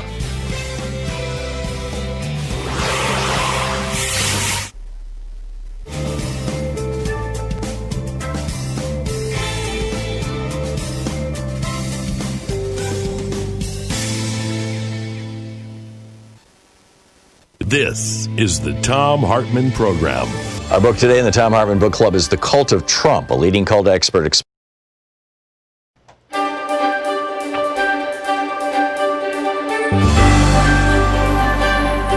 Today's book in the Thom Hartmann Book Club is Impeachment, A Citizen's Guide by Cass R. Sunstein. This is from Chapter 1, titled Majesty and Mystery. It's an old story, and it's probably even true. When the authors of the new American Constitution declared, after their months of work in Philadelphia, that they had finally reached consensus, one Mrs. Powell shouted a question to the revered Benjamin Franklin, then 81 years old. "Dr. Franklin, what have you given us, a monarchy or a republic?" He gave this answer: "A republic, if you can keep it." With those words, Franklin deflected the thrust of the question. True, he didn't refuse to answer a republic, he said, and not a monarchy. But in his view, the question wasn't what the framers, a band of good and great men, had given to the American people. The Constitution was not a gift. The question was what we, the people, would do with the framework that the framers had produced. The real agents, the most important actors in the nation's history were and are the you. You have a task, which is to keep it. And what you are to keep is a republic, which is what the American Revolution was fought to establish, and which is opposed to what the colonies fought against, a monarchy headed by a king who could not be removed from office and who could rule as a tyrant. From the Declaration of Independence, the history of the present King of Great Britain is a history of repeated injuries and usurpations, all having in direct object the establishment of an absolute tyranny over these states. Just a few decades before he spoke, Franklin's words would have been unfathomably radical, but he captured the spirit of his age. Here's Alexander Hamilton writing in the very first of the Federalist Papers, which defended the American Constitution to a nation that was sharply divided on whether to ratify it. Hamilton sounded a lot like Franken, though much more grave. Quote, "It has been frequently remarked that it seems to have been reserved to the people of this country, by their conduct and example, to decide the important question, whether societies of men are really capable of, or not, of establishing good government from reflection and choice, or whether they are forever destined to depend for their political constitutions on accident and force. If there be any truth in that remark, the crisis at which we are arrived may with propriety be regarded as the era in which the decision is to be made, and a wrong election of the part we shall act may, in this view, deserve to be considered as the general misfortune of mankind." Franklin, Hamilton, and their colleagues thought a lot about impeachment. In their view, the power to impeach was central to the establishment of, quote, "good government from reflection and choice." Without the power to impeach, we the people would probably have refused to ratify the convention in the first place, the Constitution. Impeachment laid at the core of the founders' intricate and majestic efforts to balance the defining Republican commitments to liberty, equality, and self-rule with the belief in a strong, energetic national government. They achieved that balance with diverse features of the Constitution, including a 4-year term for the president, electoral control, the separation of powers, and a system of individual rights. It is ironic that impeachment, regarded in 1787 as an essential component of the balance, is now little understood by the people of this country.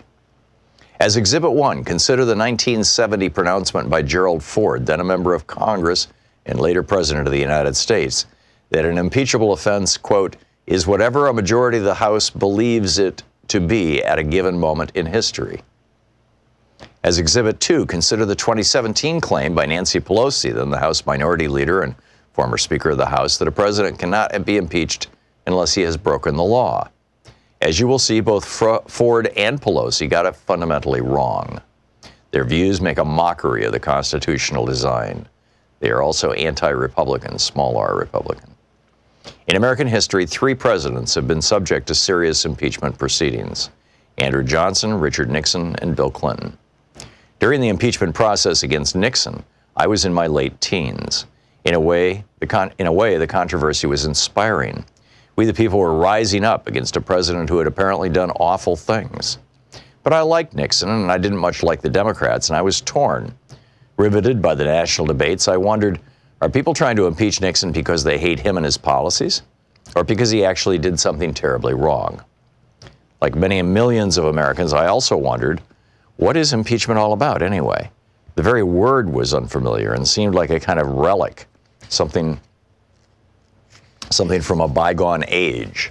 The nation and Nixon himself received an unforgettable civics lesson back then in the 1970s, but I'm not sure we got a full answer to either question.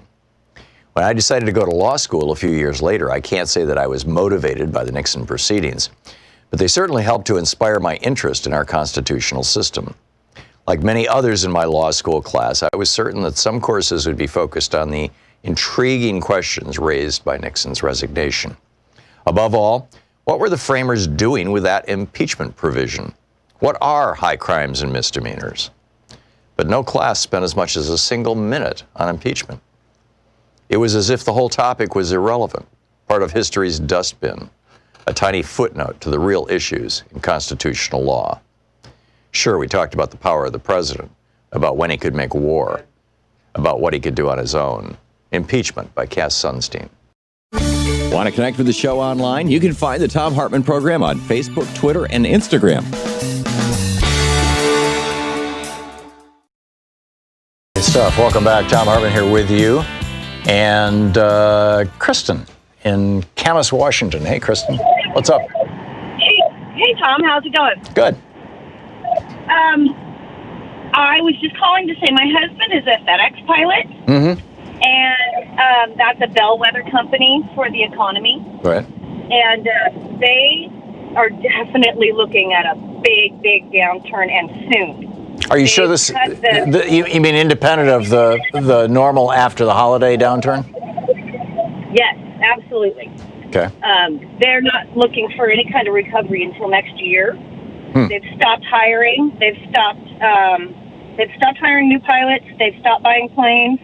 And they've cut the baseline guarantee, which is the hours that the pilots are guaranteed, in half.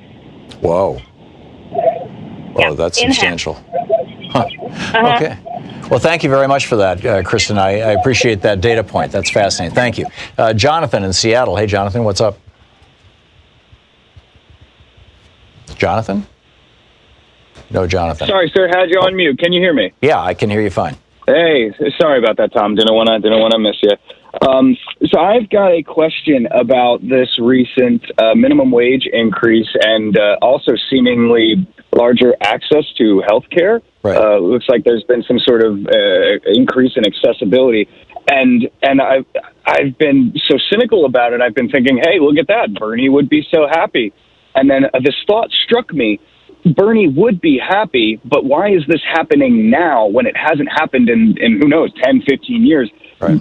Part of me believes that this is the corporate 1% capitulating to the demands of the working class and giving us a little bit now to prevent a huge cost when a President Sanders would incur on them. Yeah, no, they're not that smart, Jonathan, and they're not that strategic. Frankly, they're just greedy. No, this is 100% being driven by Democrats. Democrats have figured out that there are, just like 20 years ago, the Republicans had figured out if they put anti-abortion or prayer in school or anti-gay or anti-trans, bathroom bills, things like this, if they could put those things on the ballot, that more of their base would show up to vote because they would, enthusiastically vote for hate or fear. And the Democrats figured out that if they put marijuana legalization, raising the minimum wage, things like that basically extend the quality of life for people. In one case, joining Medicare, the Medicaid expansion, if they could put those things on the ballot, then more people from their base will show up and vote. And so that's what's happened. In Missouri, for example, it was a ballot initiative. In probably 2/3, I don't have a specific breakdown, but my sense is about 2/3 of these states, it was done because Democrats took control of the state legislatures in the election of 2018. And in another third of them, it was because there were ballot measures in the 2018 ballot that said that, starting either in 2019 or 2020, the minimum wage would go up. So, it would be sweet if corporate America was, figuring out that it was good for them, but not going to happen. Jonathan, I got to move along, but thank you for the call. William in Caldwell, Idaho, you want to disagree with me about Soleimani? Well, I got a question for you first. Yeah, the guy's a terrorist. I don't see how you can defend him. Don't you feel... I am not defending him. Trump must have I am not defending him, William. What I am saying is that Donald Trump killed him in a way and at a time that made America and the world less safe. It was stupid the way he did it. There's lots of ways. If you want to assassinate somebody, there's a whole lot of ways the government's can assassinate people. And this is simply not the best. Donald Trump did this to divert our attention away from his impeachment. Period. And as a result, 167 people just died in a Ukrainian airline because Donald Trump created that situation. He's got the blood of those people on his hands. No, I don't. You're a sicko. Okay. Thanks a lot, William. Got it. John in Garner, North Carolina says, you want to disagree with me too. Go for it. I do.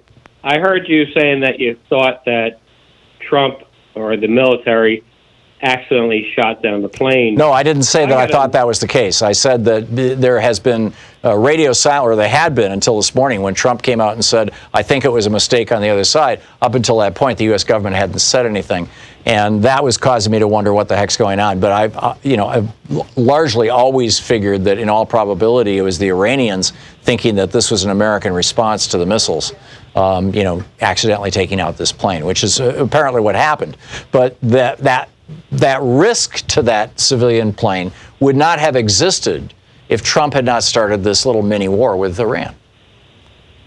Well, my theory is possibly the plane was going to Ukraine, and possibly somebody was on the plane that had evidence against Biden, Obama, and Clinton in their corruption, and they took the plane down through their contacts that they have throughout the world. Right. Yeah, the international Obama, Biden, Clinton conspiracy. That's a good one, John. Thank you for that. Patricia in Springville, Maine. Hey, Patricia, what's up? Well, after that call, I'm speechless. It's just, yeah.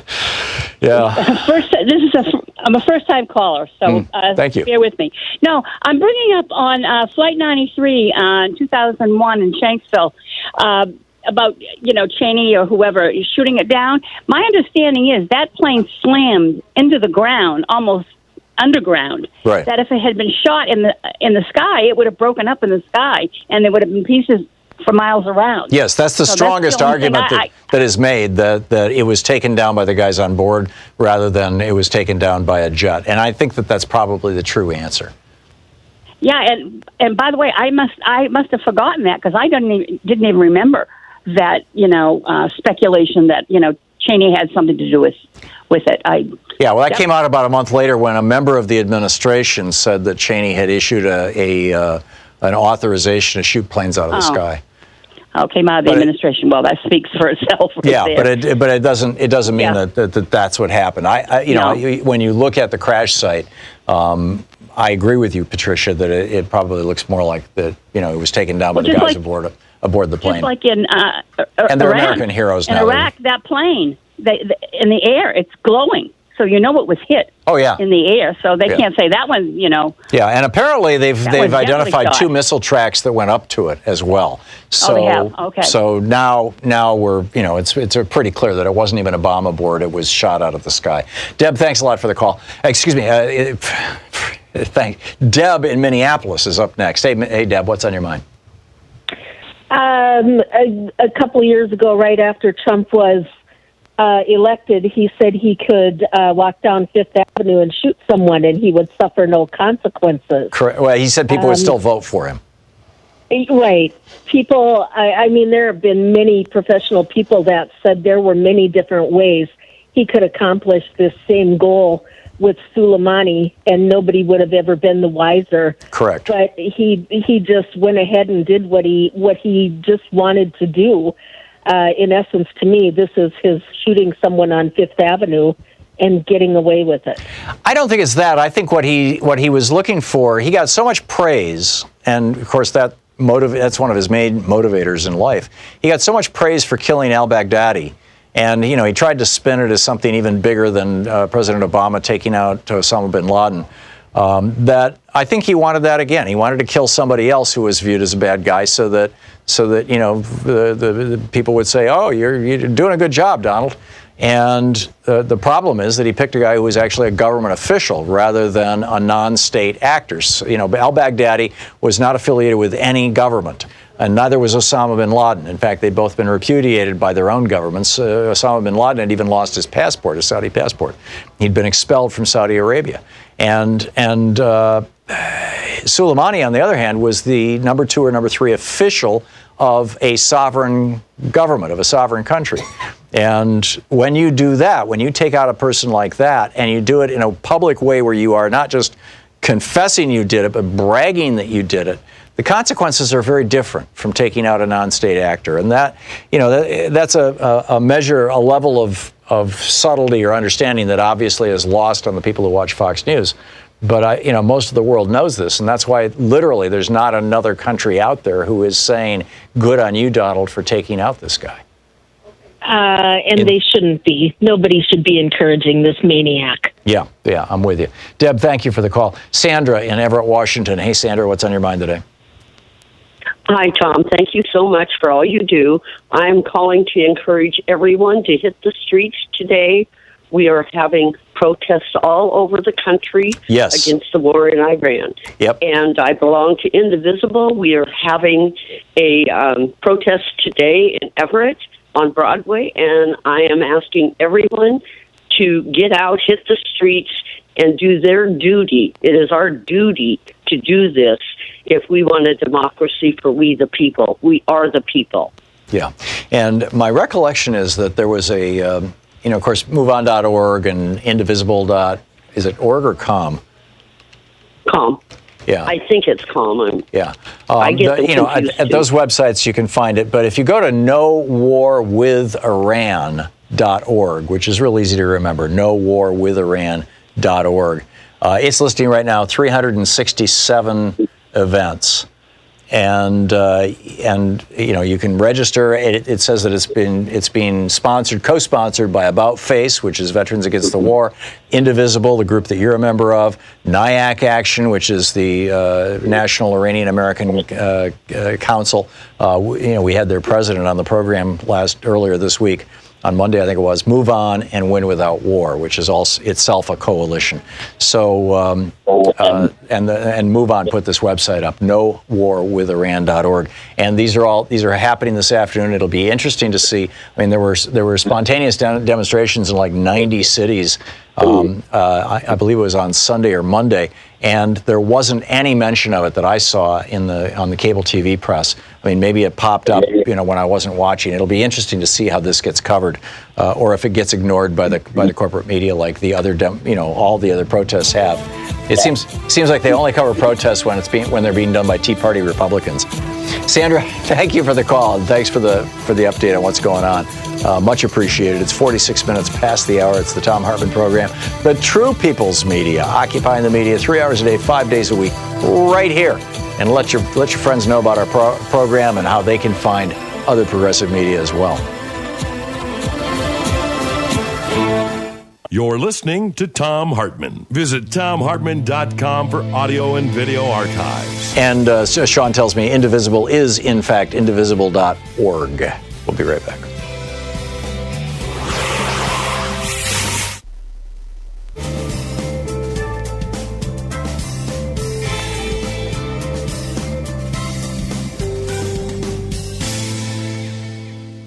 And welcome back. Tim in Fountain Hills, Arizona. Hey, Tim, what's on your mind today?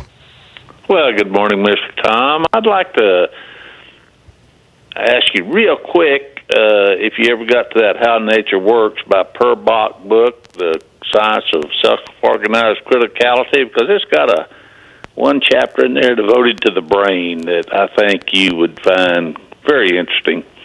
I'm not familiar with the book, Tim. Okay, but tweet it to me. I don't tweet, Tom. Okay. So, right. Well, maybe somebody listening can tweet it to me. But anyhow, you were saying. Well, I was going to get to what you thought would have to occur. Watching mainstream media right now, it looks like a reality show on all major channels there. Right. CNN, MSNBC, et cetera,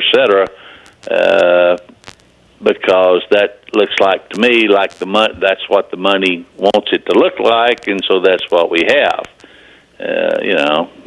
Trump being the reality TV show host that he was. He's really comfortable with that appearance. And I was wondering what you thought would have to occur to force the money out. Do you start with taking back the media? Where do you come up with the money to fight the money, Tom? Right. That's the major question. Where do you come up with the money to fight the money? It's a damn good question, and it's one that Ralph Nader a few years ago wrote a book called "Only the Super Rich Can Save Us Now," and his hypothesis was that because the Supreme Court in '76 and '78 said that unlimited political bribery is just fine, thank you very much, by billionaires and corporations, that it was going to take a billionaire to stop the billionaires. And I've been thinking about inviting him on the program to ask him whether he thinks that Michael Bloomberg is the guy that he was writing about or not. And if so, what does that say about us as a society, and what does it say about the Democratic Party? Obviously the two things that need to happen, Tim, are number one, we need to be applying the Sherman Antitrust Act to media as well as other industries, and returning to the laws pre-1996 that had to do with media ownership, cross-ownership of newspapers, radio stations, and television stations, and local ownership. And that would provide more competition and more diversity of voices and perspectives in the media generally, although it's not going to fix the problem with CNN or MSNBC. And then secondly, if you applied the Sherman Act, you would say that CNN and MSNBC would have to be divested from the companies that own them. So instead of AT&T owning CNN and Comcast owning MSNBC, they would become independent media companies. As independent media companies, I suspect that they would not have to bow as much to the demands of the corporate overlords with regard to, in the case of MSNBC, don't ever mention net neutrality, and probably the case of CNN as well. AT&T doesn't like net neutrality, among other things. But there are some hot button issues that they just literally never discuss because they would go against the economic interests of their owners. So Right. So what would be your suggestion regarding, if you ever manage to break them loose and free from those corporate overlords and plutocrats, how would you suggest, what would they do to rinse the brainwashing that Fall News has put into these? Yeah. Good luck with that, Tim. I mean, Fox News is a kingdom. It's the idiots, the useful idiots. I got it. Fox News is an empire. It's a media empire owned by a right-wing billionaire, and one of his sons is taking it over. We'll see what happens.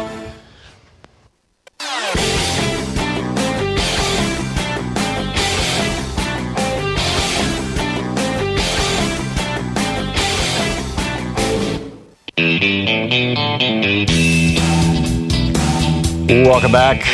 51 minutes past the hour. Chaz in Lakewood, Washington. Hey, Chaz, what's up? Tom, one thing I want to say. I don't know how many people Soleimani is caused to have killed, but I know how many Trump has caused to have killed. That's 176. Or 67, depending on the news report you're looking at.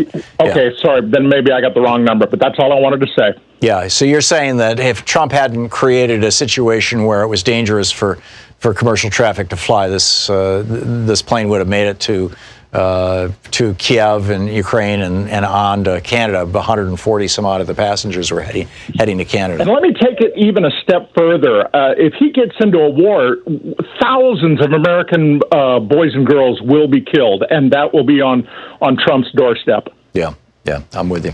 Chaz, thanks for the call. Paul in Glenside, Pennsylvania. Hey, Paul, what's on your mind? Hi, I wanted to follow up on your and Dr. Wolff's concerns about the economy being a lot less hollow. Last night, it was reported that Mack Truck, which is in Allentown, is laying off 300 people on February the 28th, and they said it's because the orders are just dropping. They just dropped off. Once their production run is done, they're just scaling back. And as you know, Mack trucks are very heavy-duty industrial transportation for very heavy capital equipment, the kind of things that are used by the oil drilling industry, the gas fracking industry, things like that. Mm-hmm. The tractor-trailers that we see on highways, big trucks, but they're loaded with T-shirts and they're made out of practically balsa wood. The Mack trucks are the exact opposite. These are the the Abram tanks of transportation. If they're beginning to scale back, that means heavy industrial capital investment is scaling back, and that's not a good sign.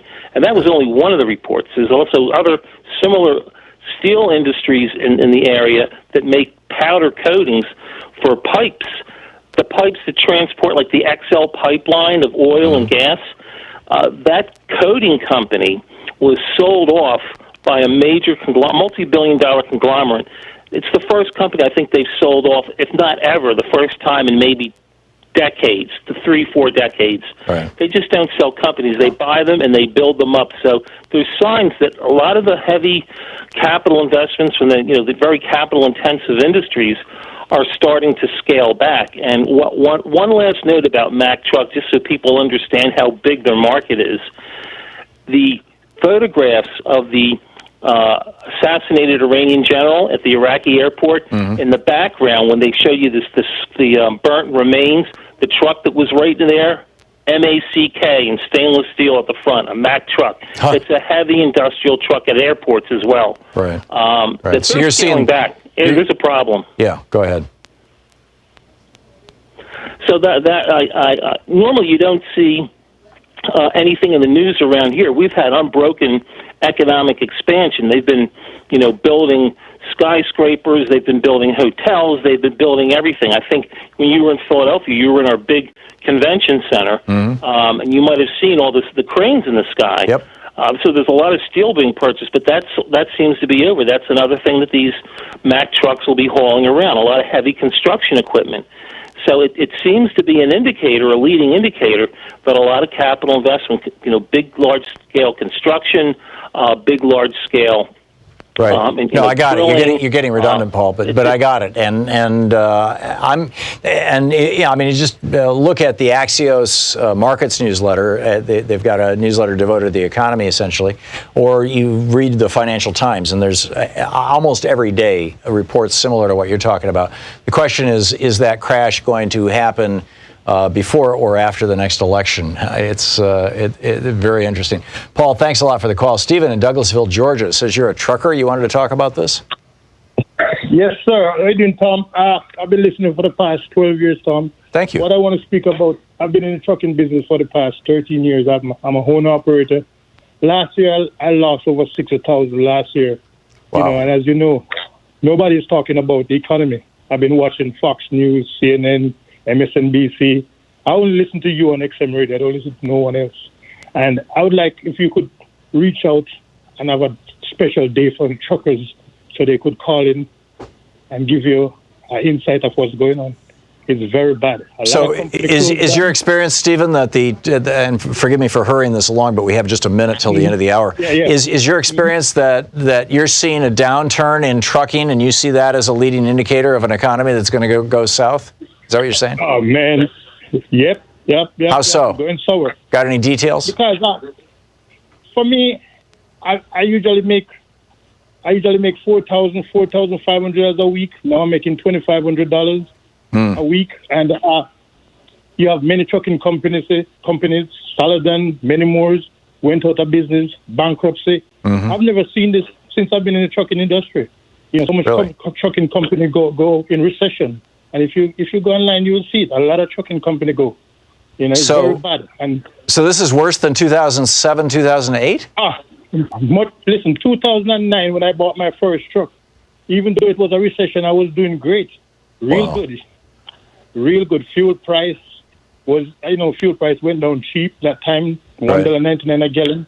Right. Now in the Midwest where I work at is $3.25 a gallon. It's terrible, Tom. Terrible. Yeah. We need to address the situation.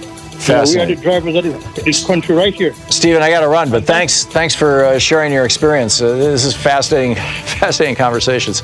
We'll be back in our third hour. We're going to start out with Katrina vanden Huevel about the U.S. Imperial Overreach, and then we'll get back to our conversations here. Stick around. You're listening to Thom Hartmann.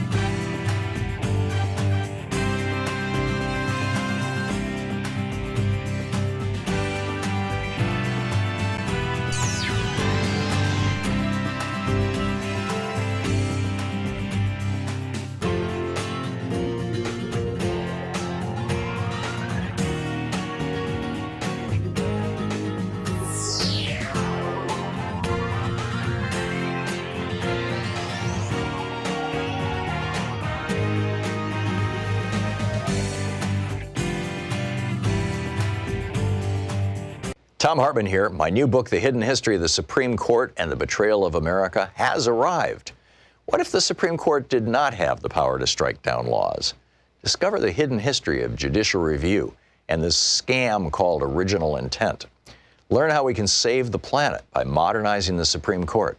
And most important, how we can democratize the Supreme Court now before it's too late. From the time Americans wake up until the time we go to bed, everything we do, touch, ingest, breathe, and use has been touched by the Supreme Court. In this book, I lay out the history of the Supreme Court from Alexander Hamilton until how the court overstepped its constitutional powers. America does not belong to the kings and queens of the court. It belongs to the people. The Hidden History of the Supreme Court and the Betrayal of America is available now in fine bookstores everywhere.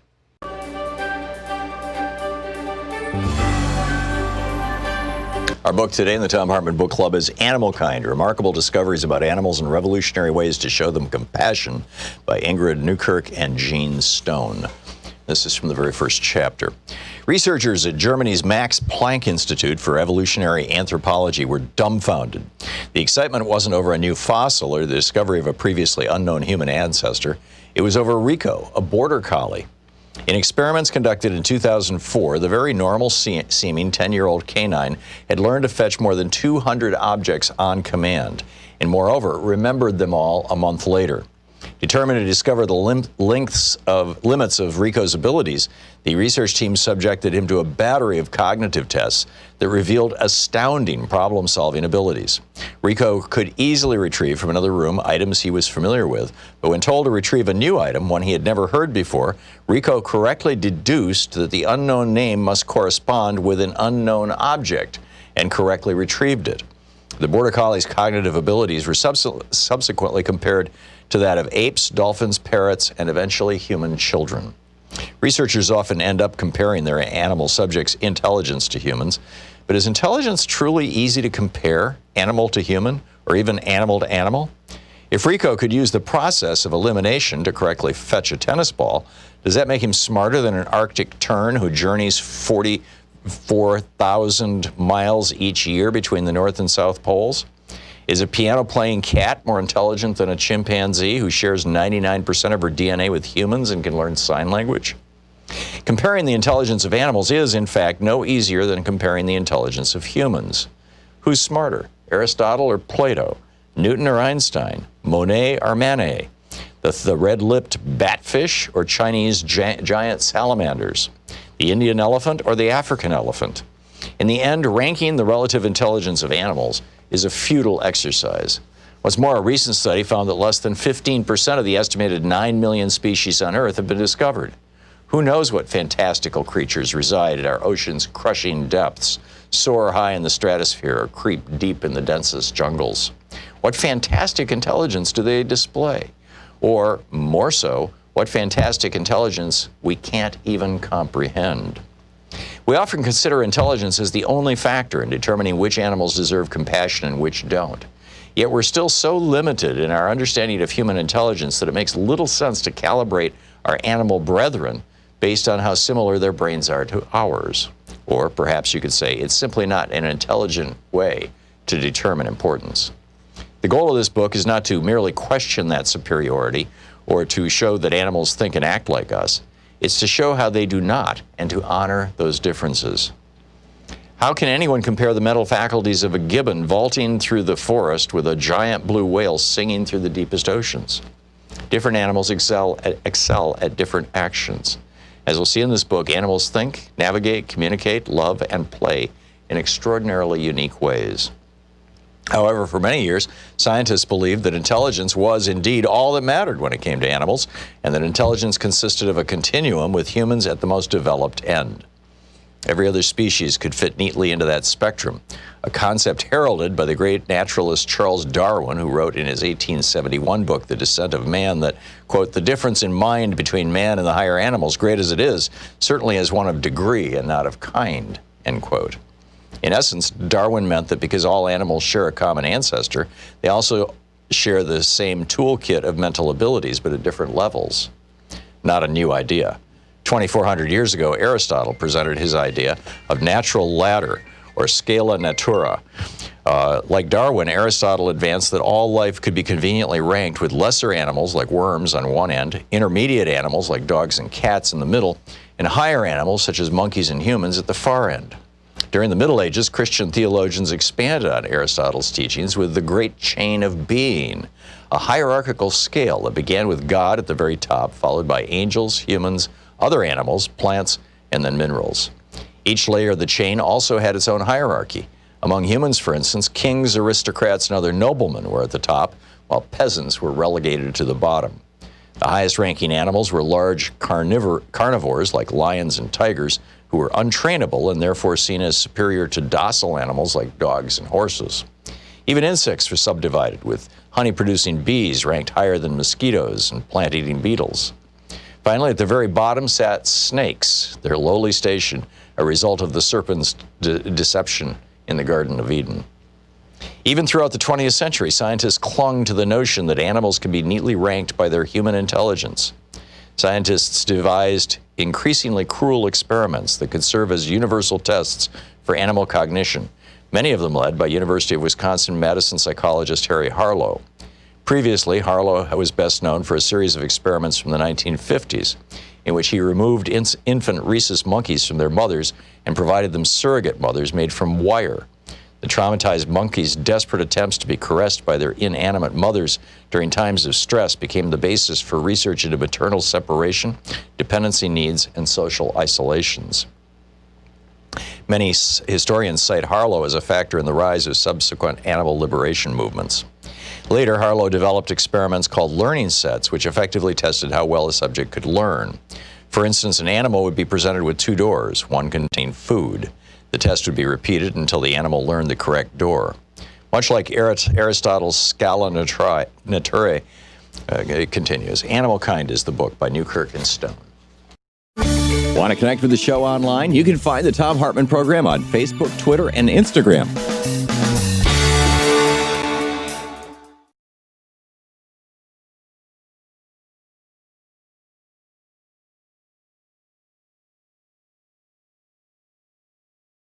Thom Hartmann Program.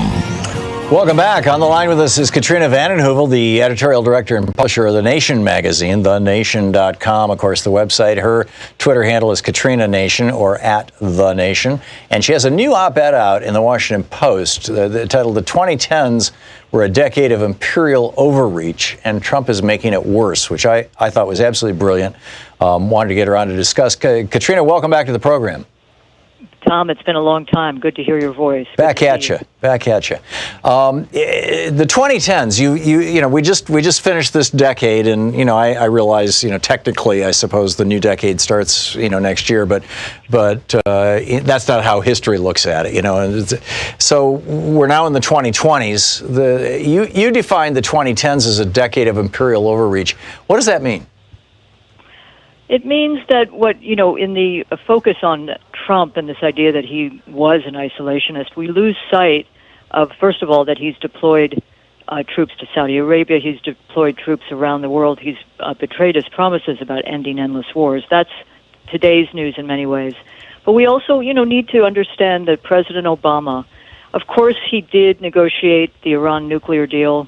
He negotiated normalization with Cuba, which tragically is under siege, but he did send more drones out. He intensified the drone warfare. We did regime change in Libya, participated in regime change in Syria with the terrible destabilization of Europe we're witnessing with displacement of people and refugee crises. And the Cold War against Russia and against China intensified under Obama. And we now confront, Tom, it seems to me, sitting here today, the possibility of a three-front Cold War. In 2018, the national security strategy of this country identified Russia and China as our greatest adversaries, downgraded counterterrorism. But with this administration's policy of, quote, maximum pressure on Iran, we could be confronting a third front in these Cold Wars. And I think it's very dangerous for our security. Expansion is not prudent. It's not constructive. It doesn't expand our security. More and more Americans, I believe, are seeing the folly of endless war, And more polls show that Americans don't seek retrenchment. They're not isolationists. They want a different kind of engagement with the world and seek jobs, seek funds to rebuild this country for health care, for education. So I think it's an inflection point coming out of the 2010 to 2020.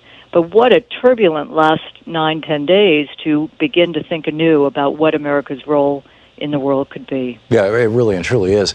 I have been unable, in looking back over history, to find any examples of times when blockades or barricades or economic punishment, essentially, the sanctions, like Trump is trying to ramp up now on Iran. We've had sanctions against Russia going for a long time. We've had sanctions against Cuba that go all the way back to 1959. Yeah, Venezuela. I cannot recall, and I've been on this planet a long time, I can't recall a single time when any country, in response to any other country's sanctions. I mean, you had Eastern European countries that were under the thumb of the Soviet Union when it was the Soviet Union, who would still, react badly. I mean, to attempts at sanctions. Have sanctions ever worked? And if they haven't, why do we keep using them? That requires a more knowledgeable historian, if I might, than you or me, but as we witness the sanctions-happy Congress, the sanctions-happy administration of Donald Trump, and to a certain extent Barack Obama, I believe that sanctions have just intensified, strengthened nationalism in many countries. Right. You can certainly see that in Iran, where this maximum pressure, so clearly designed to use sanctions to affect regime change, is failing. And in Venezuela, it simply brought misery to a country. And you can argue that it took it takes different factors to bring the kind of humanitarian disaster to a country as we're witnessing in Venezuela. But U.S. sanctions have clearly played a role. And the other thing, Tom, is it often, almost always hurts ordinary people. It doesn't hurt the elites who know how to protect themselves. I think we need to think and really think hard about why we're in this sanctions-happy, sanctions-trigger moment. Of course, better than outright military conflict, but sanctions, as people have said, you've heard this, Tom, it's another form of warfare. Mm-hmm. So I think it's time to think anew. I will say that regime change needs to be exposed for the disaster, the kind of, the militaristic disaster, immoral, the violations of international law that, this country has perpetrated against countries. It's a measure of how far we've lost a sense of bearings as a nation, that people cheer the assassination of however an odious figure. But we've been involved in the assassination business for years, Tom. You know that. I mean, mm-hmm. Your listeners should go back to the Church Committee of 1975, even before then. But it's now so brazen and blatant and open and discussed on nightly cable shows that I think we are at risk of losing our moral moorings. But even more than that, if you believe in a pragmatic, constructive foreign policy, national security policy that makes this country more secure, we're losing that. Yeah, this stuff has been normalized. Could I say one thing, Tom? I mean, please. You're a media watcher, right? Well, first of all, as we sit here and talk today, I think it's very, very positive and healthy that there are about 350 protests going on around the country. No more war with Iran. Mm-hmm. Again, it shows people in motion, people waking up to understand they need to protest. I think it's very important that in the last months, Congress has reasserted its role in matters of war and peace. It was not hopeful at the end of last year with the National Defense Authorization Act that I believe only 41 Democrats voted against it. Mm-hmm. And within it, as you know, there was a provision which Representative Ro Khanna and Senator Bernie Sanders, have brought out again today, with legislation to not permit the funding of any military action against Iran. Right. Ilhan Omar, Barbara Lee are again working to revoke the 2001-2 authorization to use military force, which has been used cynically, wrongly, brazenly since 2001 as a cover for intervention in countries which had nothing to do with 9/11. Right. So I think these are good signs of Congress reasserting its role. It will take more. And there is, of course, the danger that, you don't want just process. You want a substantive role by Congress. Right, and we've seen the results of regime change now. In fact, you could argue that the current state of Iraq and Iran are both the result of regime change that we did back in the 1950s, overthrowing elected governments. This has just been U.S. policy for a long, long time, and it more often, I think, bites us on the butt than doesn't. You also write in your op-ed in the Washington Post that the encirclement of Russia with U.S. and NATO forces as part of a strategy to weaken Russia economically and politically might not be such a good idea. You want to talk about that a little? Yeah, I do. I mean, it's gone from encirclement, Tom, and deterrence to a more aggressive posture. It is highly dangerous that NATO, a vehicle, by the way, which should not have been expanded after the end of the Second Cold War, after the end of the Soviet Union, is sitting on Russia's border. The epicenter used to be Germany, now it's the Balkans or the Baltics.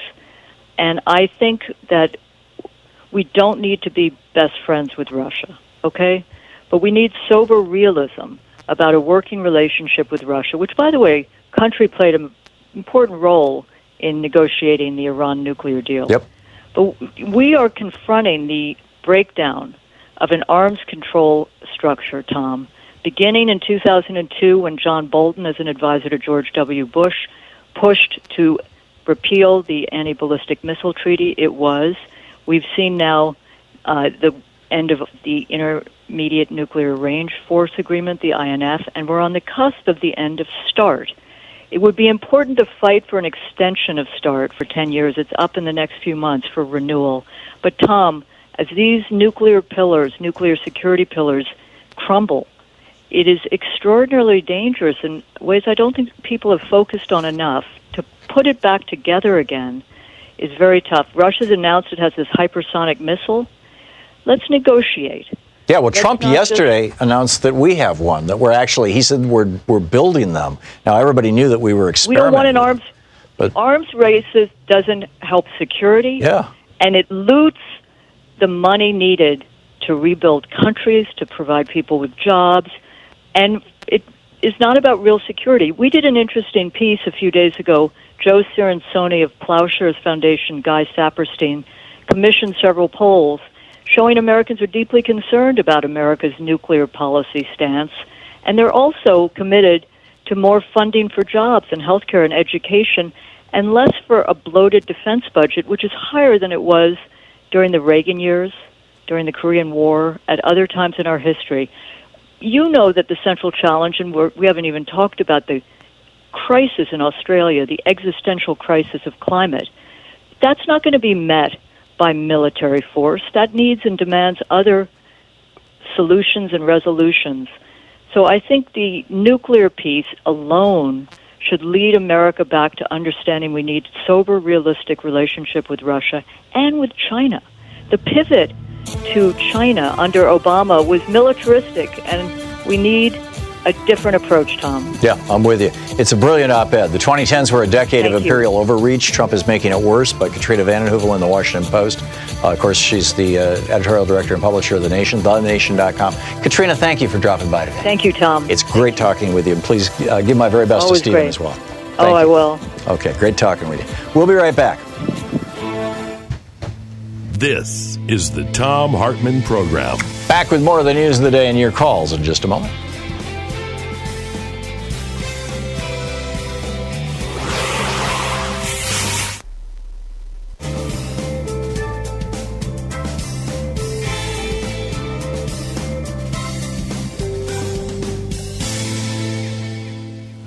And welcome back. Albert in St. Louis, Missouri. Hey, Albert, thanks for watching us on Free Speech TV. What's on your mind today?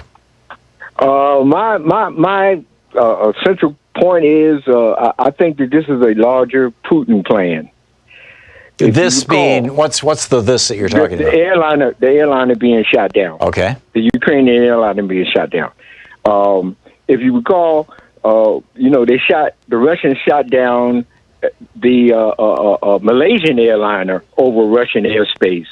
It was over Ukrainian airspace, and it was apparently paramilitaries aligned with Russia. But I get your point. Yeah. Okay.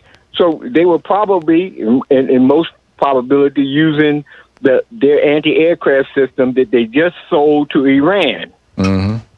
And, of course, Turkey also has that. Okay. Yep. So I'm thinking that they got a backdoor code in there where they can trigger it to knock down certain planes from certain countries, like Ukraine, because this will hurt Ukraine not having enough, airspace to fly over. They know they can't fly over Russian airspace, so they have to go around, and they have to go through Turkey and have to go through Iran. Now, both Turkey and Iran got this aircraft system, and I think that Putin being there the very day that this plane was shot down, he triggered a backdoor code that's going to shoot down a Ukrainian a plane that, because they can tell from the transponder codes where the plane came from and everything, right? Sure. Yeah. Yeah. Okay. So I'm saying I think they got a backdoor code in their anti-aircraft system that they sell into all these countries that will trigger when they wanted to knock down certain planes from certain countries. And I think this is part of their ongoing war with Ukraine. And it may well be. I mean, certainly technology like you're describing exists, Albert, but why would the Iranians, who apparently fired the missile, why would they want to embarrass themselves like that? I mean, Iran now looks incompetent to the entire world. I think that's the reason why they said they were not going to send the black box recorders back to Boeing, because they don't want people to know that they shot an airliner out of the sky after it took off from their own airport. That's humiliating to Iran. Exactly. Well, Iran is Russia's ally. Right. Exactly. I don't think Iran knows that this code is in their system. Yeah. I think they were ignorant to this. I think Putin is playing them just like Trump is trying to play them a different way to get something for himself. But Putin is looking at a larger strategic plan. I can strike a blow at Ukraine. I can also make the Iranians look decrepit and weak, like you say. But why would he want to do that? But they'll be more dependent on Putin to back them up to keep us from trying to attack them. Well, that opens up. Go ahead. Well, no, I was just saying, that logic is the one small bit of logic, or not small bit, but that's the one logical point that I can't knock down. But it just, and I get, probably everything is infected with malware everywhere, people at the highest levels. But I'm real willing to believe, Albert, this was just a mistake. That some guy on the ground who was running an anti-missile system thought, oh my God, look at that, and off it went. But he knew what he was shooting down when he got the transponder code. Well, that's assuming he got a transponder code. I mean, some of these shoulder-fired missiles, you just point them at a heat source and boom, off they go. Albert, I got to run, but thanks for the call. It's an interesting theory. We'll be right back. Stick around.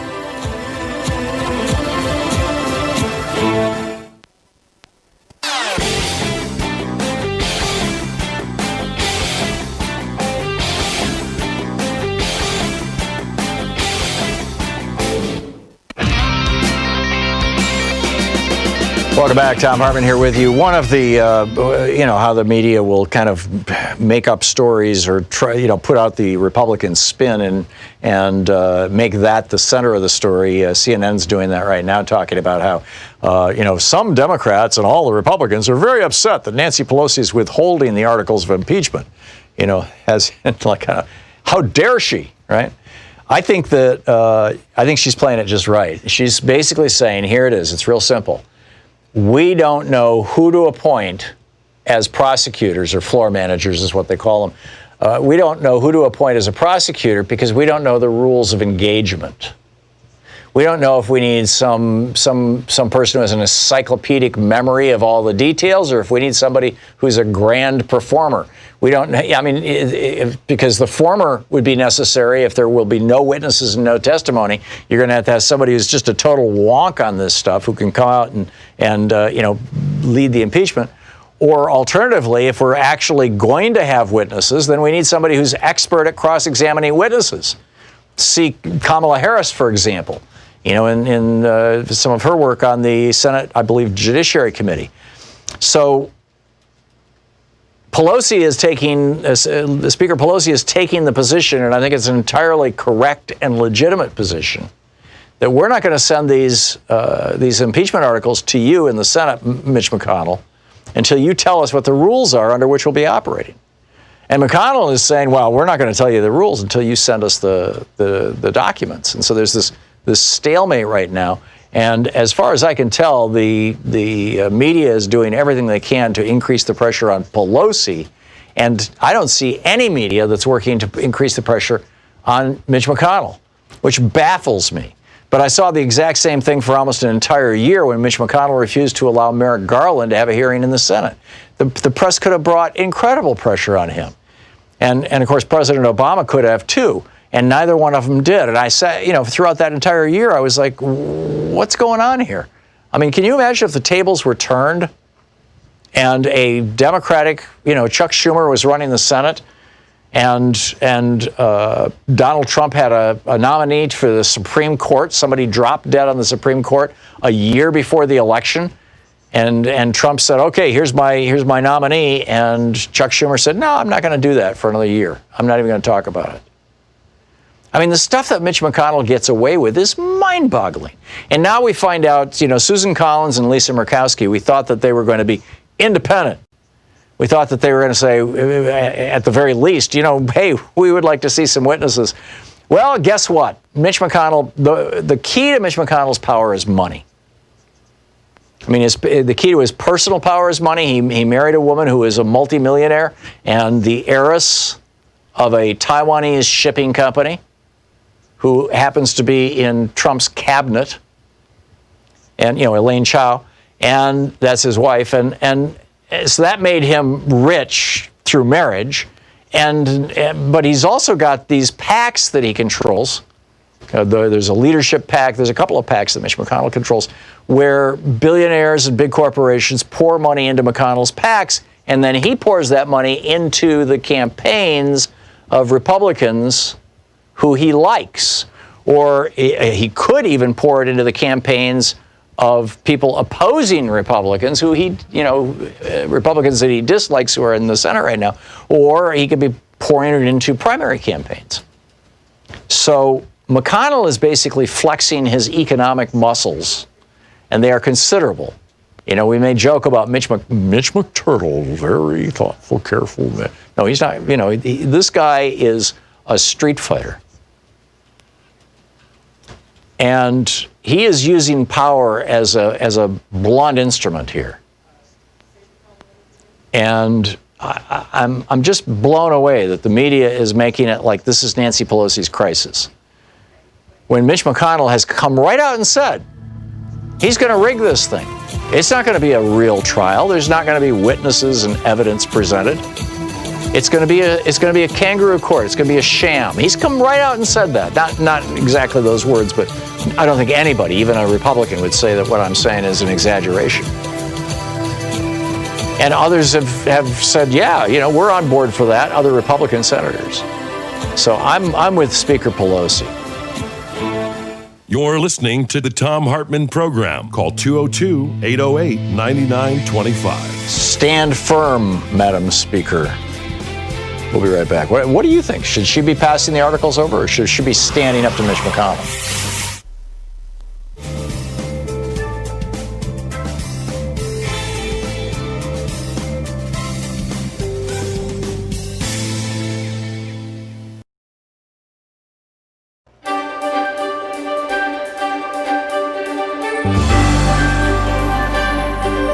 For the Thom Hartmann Book Club today, we're reading from Biased, Uncovering the Hidden Prejudice That Shapes What We See, Think, and Do by Jennifer L. Eberhardt, Ph.D. This is from the introduction. She starts out by talking about how she's giving a talk to a group of police officers and chiefs of police about bias, and they're all sitting in stone face, cold, kind of glaring at her. And she continues, eventually I stopped with the lessons and the data graphs and the images and the jokes and the movie clips, none of which were working. She was not getting no response from the audience. And she says, I decided to veer off my usual script and share a personal story. I explained that some years ago, my son Everett and I were on a plane. He was 5 years old, wide-eyed, and trying to take it all in. He looked around and saw a black passenger. He said, hey, that guy looks like Daddy. I looked at the man, and truth be told, he did not look anything like Daddy, not in any way. I looked around for anyone else Everett might be referring to, but there was only one black man on the plane. I couldn't help but be struck by the irony. The race researcher having to explain to her own black child that not all black people look alike. But then I paused and thought about the fact that kids see the world differently from adults. Maybe Everett was seeing something that I missed. I decided to take another look. I checked the guy's height. No resemblance there. He was several inches shorter than my husband. I studied his face. There was nothing in his features that looked familiar. I looked at his skin color. No similarity there either. Then I took a look at his hair. This man had dreadlocks flowing down his back, and Everett's father is bald. I gathered my thoughts and turned to my son, prepared to lecture him in the way I might inform an unobservant student in my class. But before I could begin, he looked up at me and said, I hope that man doesn't rob the plane. Maybe I didn't get that right. What did you say? I asked him, wishing I had not heard what I had heard. And he said it again, as innocently and as sweetly as you can imagine from a bright-eyed boy trying to understand the world. I hope he doesn't rob the plane. I was on the brink of being upset. Why would you say that? I asked as gently as I could. You know, Daddy wouldn't rob a plane. Yes, he said, I know. Well, why did you say that? This time my voice dropped an octave and turned sharp. Everett looked up at me with a really sad face and said very solemnly, I don't know why I said that. I don't know why I was thinking that. Just telling that story reminded me of how much that moment hurt. I took a deep breath, and when I looked back out at the crowd in the auditorium, I saw that the expressions had softened. Their eyes had changed. They were no longer uniformed police officers, and I was no longer a university researcher. We were parents, unable to protect our children from a world that is often bewildering and frightening, a world that influences them so profoundly, so insidiously, and so unconsciously that they and we don't know why we think the way we do. With a heavy heart, I continued with my point. We are living with such severe racial stratification that even a 5-year-old can tell us what's supposed to happen next. Even with no malice, even with no hatred, the Black Crime Association made its way into the mind of my 5-year-old son, into all of our children, into all of us. I finished the training and invited the audience to come up to ask questions or share their stories. I'd been warned that no one would, but one officer did stay behind in the emptying auditorium. As he approached the stage, I stepped down to meet him. Your story about your son on the plane reminded me of an experience I had on the street. It's something I haven't thought about in a long time, the officer said. I was out one day working undercover, the officer said, and I saw a guy at a distance who didn't look right. This guy looked similar to me, you know, black, same build, same height. But this guy had a scruffy beard, unkempt hair, ripped clothes, and he looked like he was up to no good. The guy began approaching me, and as he was getting closer, I had a feeling that he had a gun on him. Something's off with this guy, I thought. This dude ain't right. So the guy is coming down a hill near the front of a nice office building, one of those big office towers with glass walls, and as the guy's approaching, I couldn't shake the feeling that he was armed and dangerous. As I got closer to the building, I lost him for a second, and I began to feel panicked. Suddenly, I see the guy again, but this time he's inside the office building. I could see the guy clearly through the glass wall. He's walking inside the building in the same direction and at the same pace I was walking. Something was wrong. When I quickened my pace, I could see him quicken his pace. And finally, I decided to stop abruptly, turn, and confront the guy. He stops too, and I look him face to face, the officer said to me. And when I looked in his eyes, a shock went through me. I realized that I was staring at myself. I was the person I feared. I was staring at my own reflection through the mirrored wall. That entire time, I was tailing myself. I was profiling myself. The stories kept coming. At every single session, someone came up and told me a story, stories that enriched my understanding not only of police-community relations, but also of our human predicament. This book is an examination of implicit bias, what it is, where it comes from, how it affects us, and how we can address it. Implicit bias is not a new way of calling someone a racist. In fact, you don't have to be a racist at all to be influenced by it. Implicit bias is a kind of distorting lens that's a product of both the architecture of our brain and the disparity in our society. We all have ideas about race, even the most open-minded among us. Those ideas have the power to bias our perception, our attention, our memory, and our actions, all despite our conscious awareness or deliberate intentions. Our ideas about race are shaped by the stereotypes to which we're exposed on a daily basis. And one of the strongest stereotypes in American society associates blacks with criminality. This, and she continues, the book is Biased by Jennifer L. Eberhard, and it's great. Mm-hmm. Want to connect with the show online? You can find the Thom Hartmann Program on Facebook, Twitter, and Instagram. Thom Hartmann here with you. Hey, just a quick heads up. With the Hartmann Report, hartmannreport.com is the website, HARTMANN report.com. We were posting news stories there for a while. We were trying to use it as kind of a news site. Didn't quite work out. So we've reinvented it and taken all the op-eds that I've written. In fact, Sue Nethercutt led the charge on doing the research for this, and thanks so much, Sue. She just did a spectacular job. I've written a couple thousand, I think, certainly hundreds of op-eds over the last 15, 20 years, and they're all there right now. You can look by year, you can look by site. And the most recent one is always at the top. My most recent op-ed was How America Broke Up with the Democratic Party. I've got two other op-eds that I've written in the last week that will probably be going up later this week or early next week. And so, they'll show up there too. One about contaminated pharmaceuticals.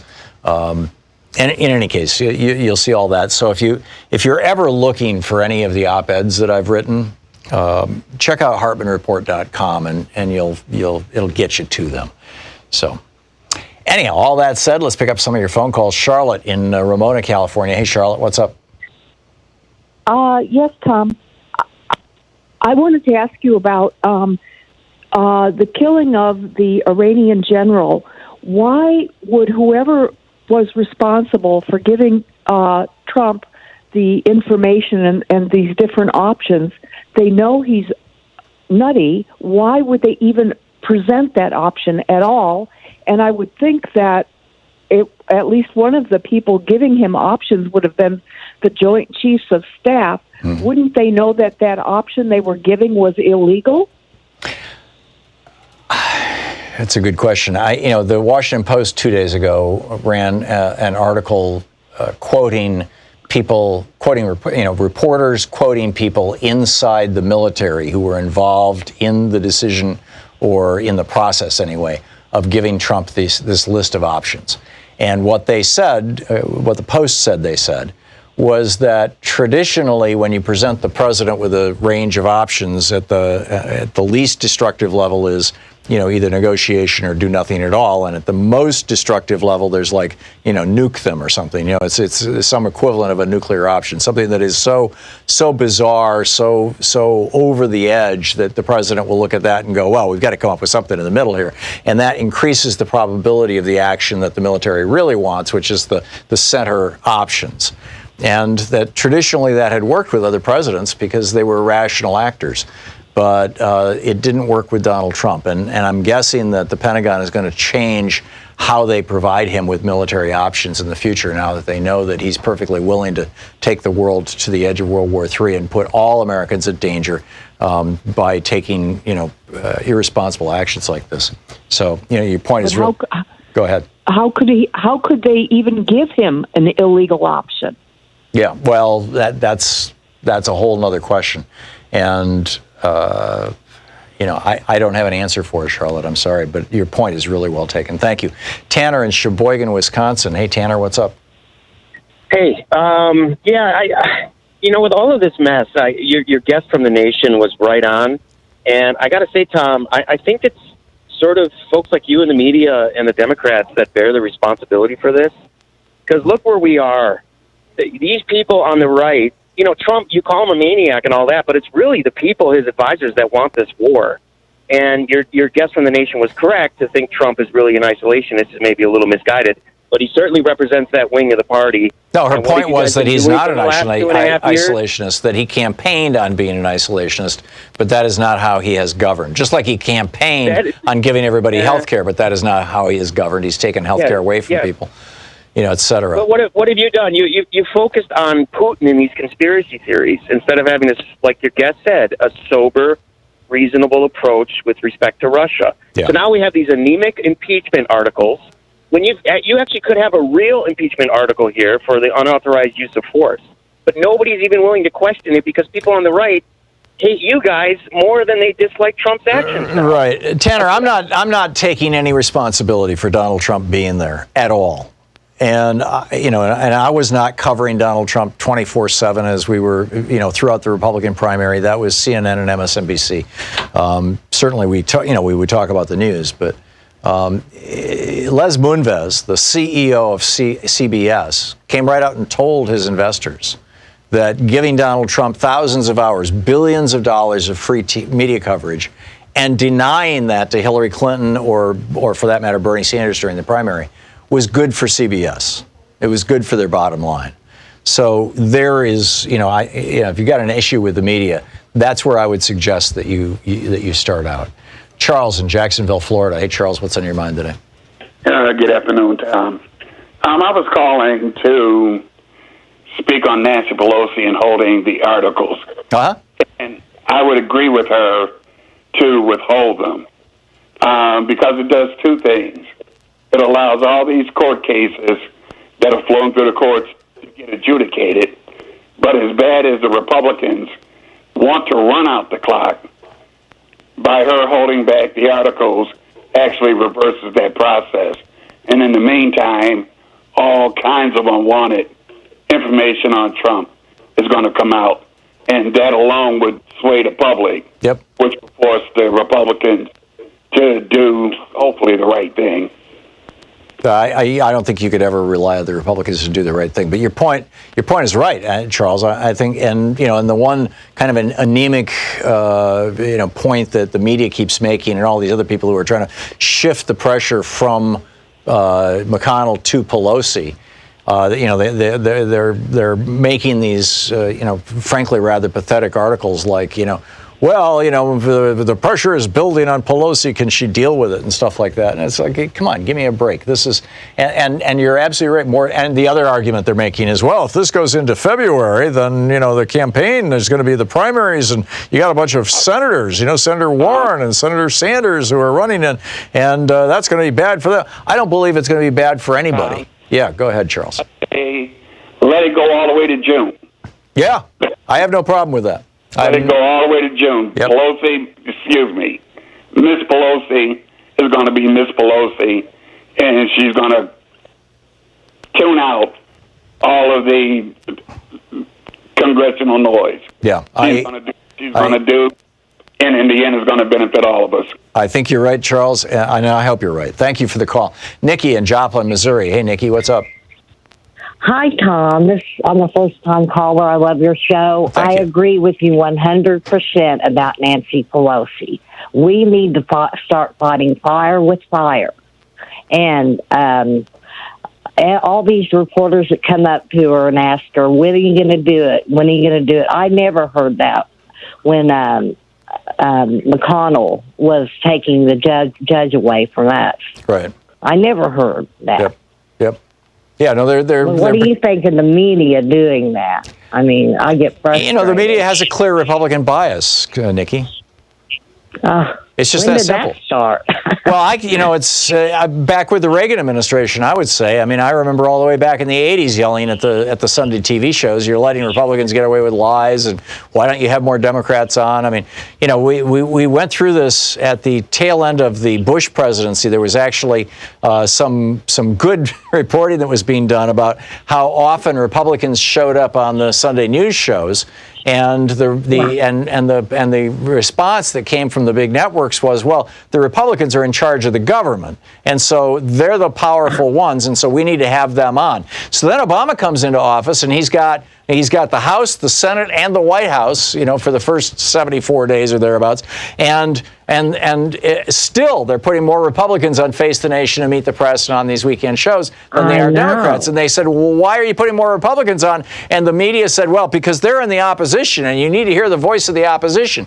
It is always going to be more Republicans. That's the simple bias of the corporate media. It's really simple. And they can't call them out on their lies. Like, Trump lied just the other day when he was speaking at a press conference. Why can't the media say, now that was a lie right after it? Yeah, well, it's or simply not even carry his lies. I mean, I don't carry his speeches on this show because you can't even fact check this stuff fast enough in real time.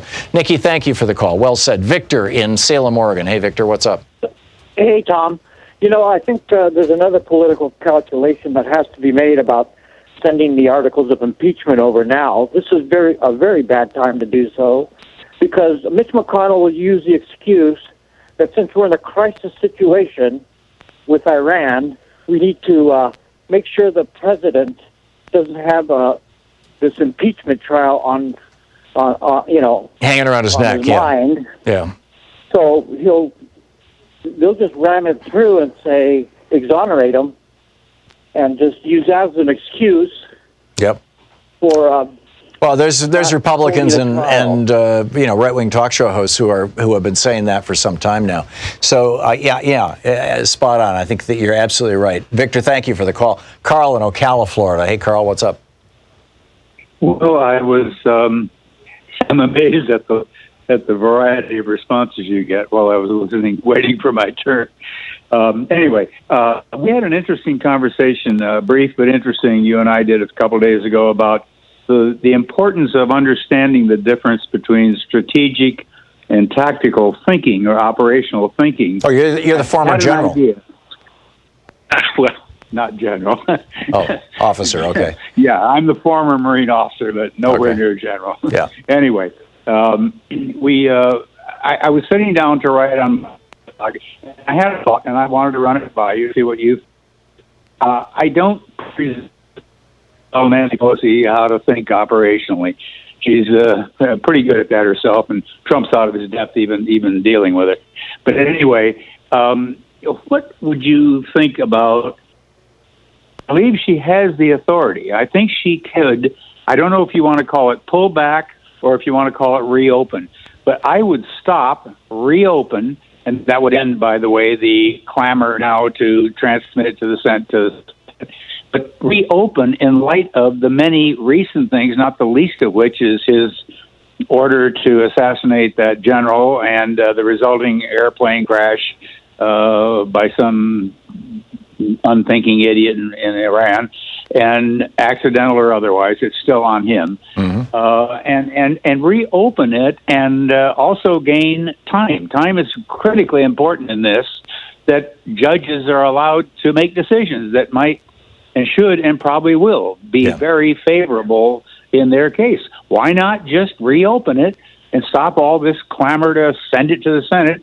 It'll affect the same thing. It won't go to the Senate. We won't have a real trial, factual trial, and accomplish something else.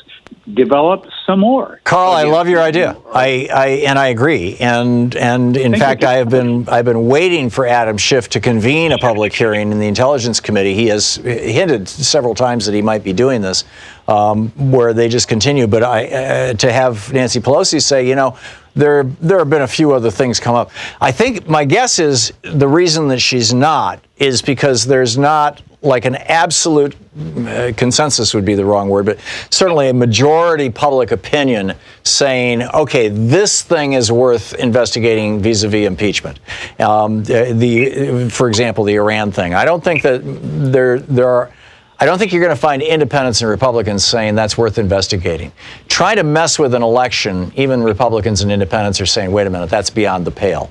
So, it's just that she doesn't yet have an issue that's clear-cut enough and on which there's very little ambiguity to go after. Now, I think, though, that what she could do is she could say, our articles are predicated on, his corruption, essentially. And we now have evidence that a Russian bank was backstopping his loans from Deutsche Bank, and we want to look into that. We want to add that possibly to the articles of impeachment, something that kind of builds on what's already happened. But Carl, I think that you're onto something, and I would encourage you to publish an op-ed about it. Carl, I got to run, but thanks for the call. It's great to hear from you, and thanks for watching Free Speech TV. It's 48 minutes past the hour here on the Thom Hartmann program, the place where we ask the question, are corporations really people or persons? And we answer, no, don't think so. Need to fix that, with the courts. You're listening to Thom Hartmann. Visit thomhartmann.com for audio and video archives. We'll be right back with more of your calls in just a moment.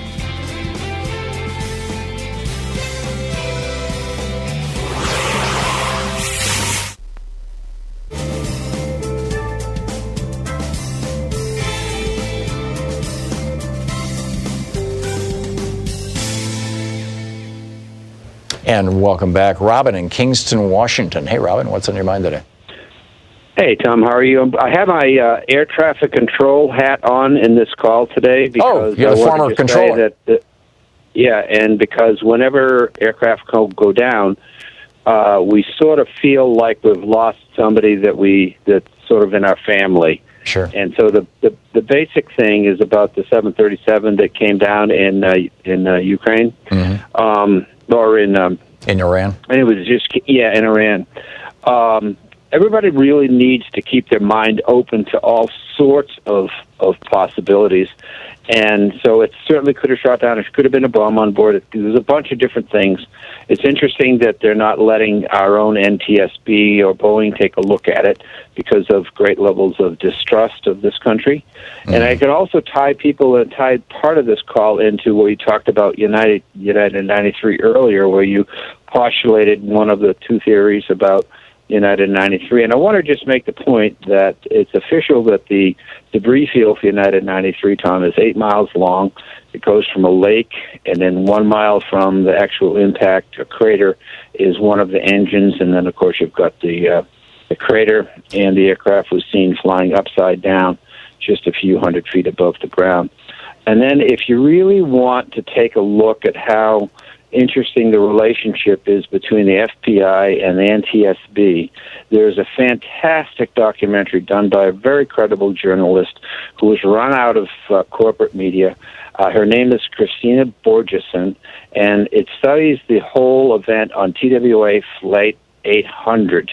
Mm-hmm. And if you haven't seen that, Tom, and if any of your listeners have not seen that yet, you're going to probably be pretty upset. Yeah, my take on that, and I remember at the time really digging into that, was that in all probability, TWA Flight 800 was shot down by a missile. The Navy was doing surface-to-air missile training at the time that plane went down, were they not?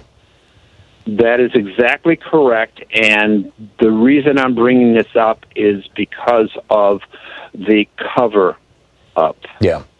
So yeah, I think I continue to believe that we shot down Flight 800. With regard to Flight 93, I haven't looked into that anywhere near as carefely.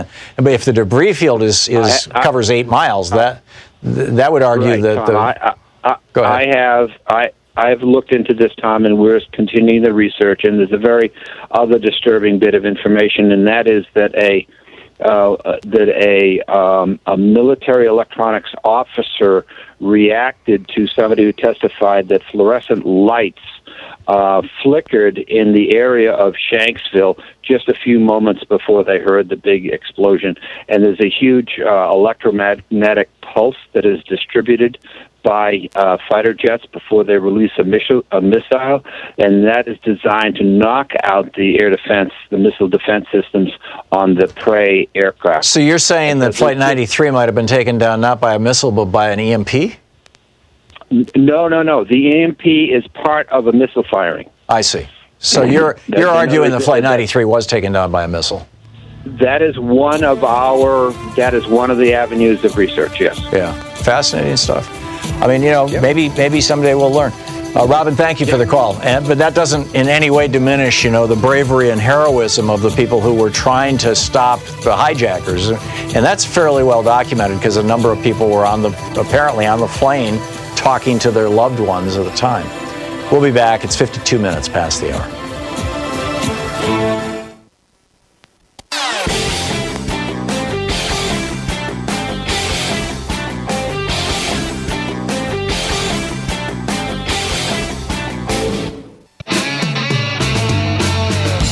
Welcome back. Thom Hartmann here with you. So just a couple of quick news points with regard to what's going on right now with this crazed right-wing administration we have.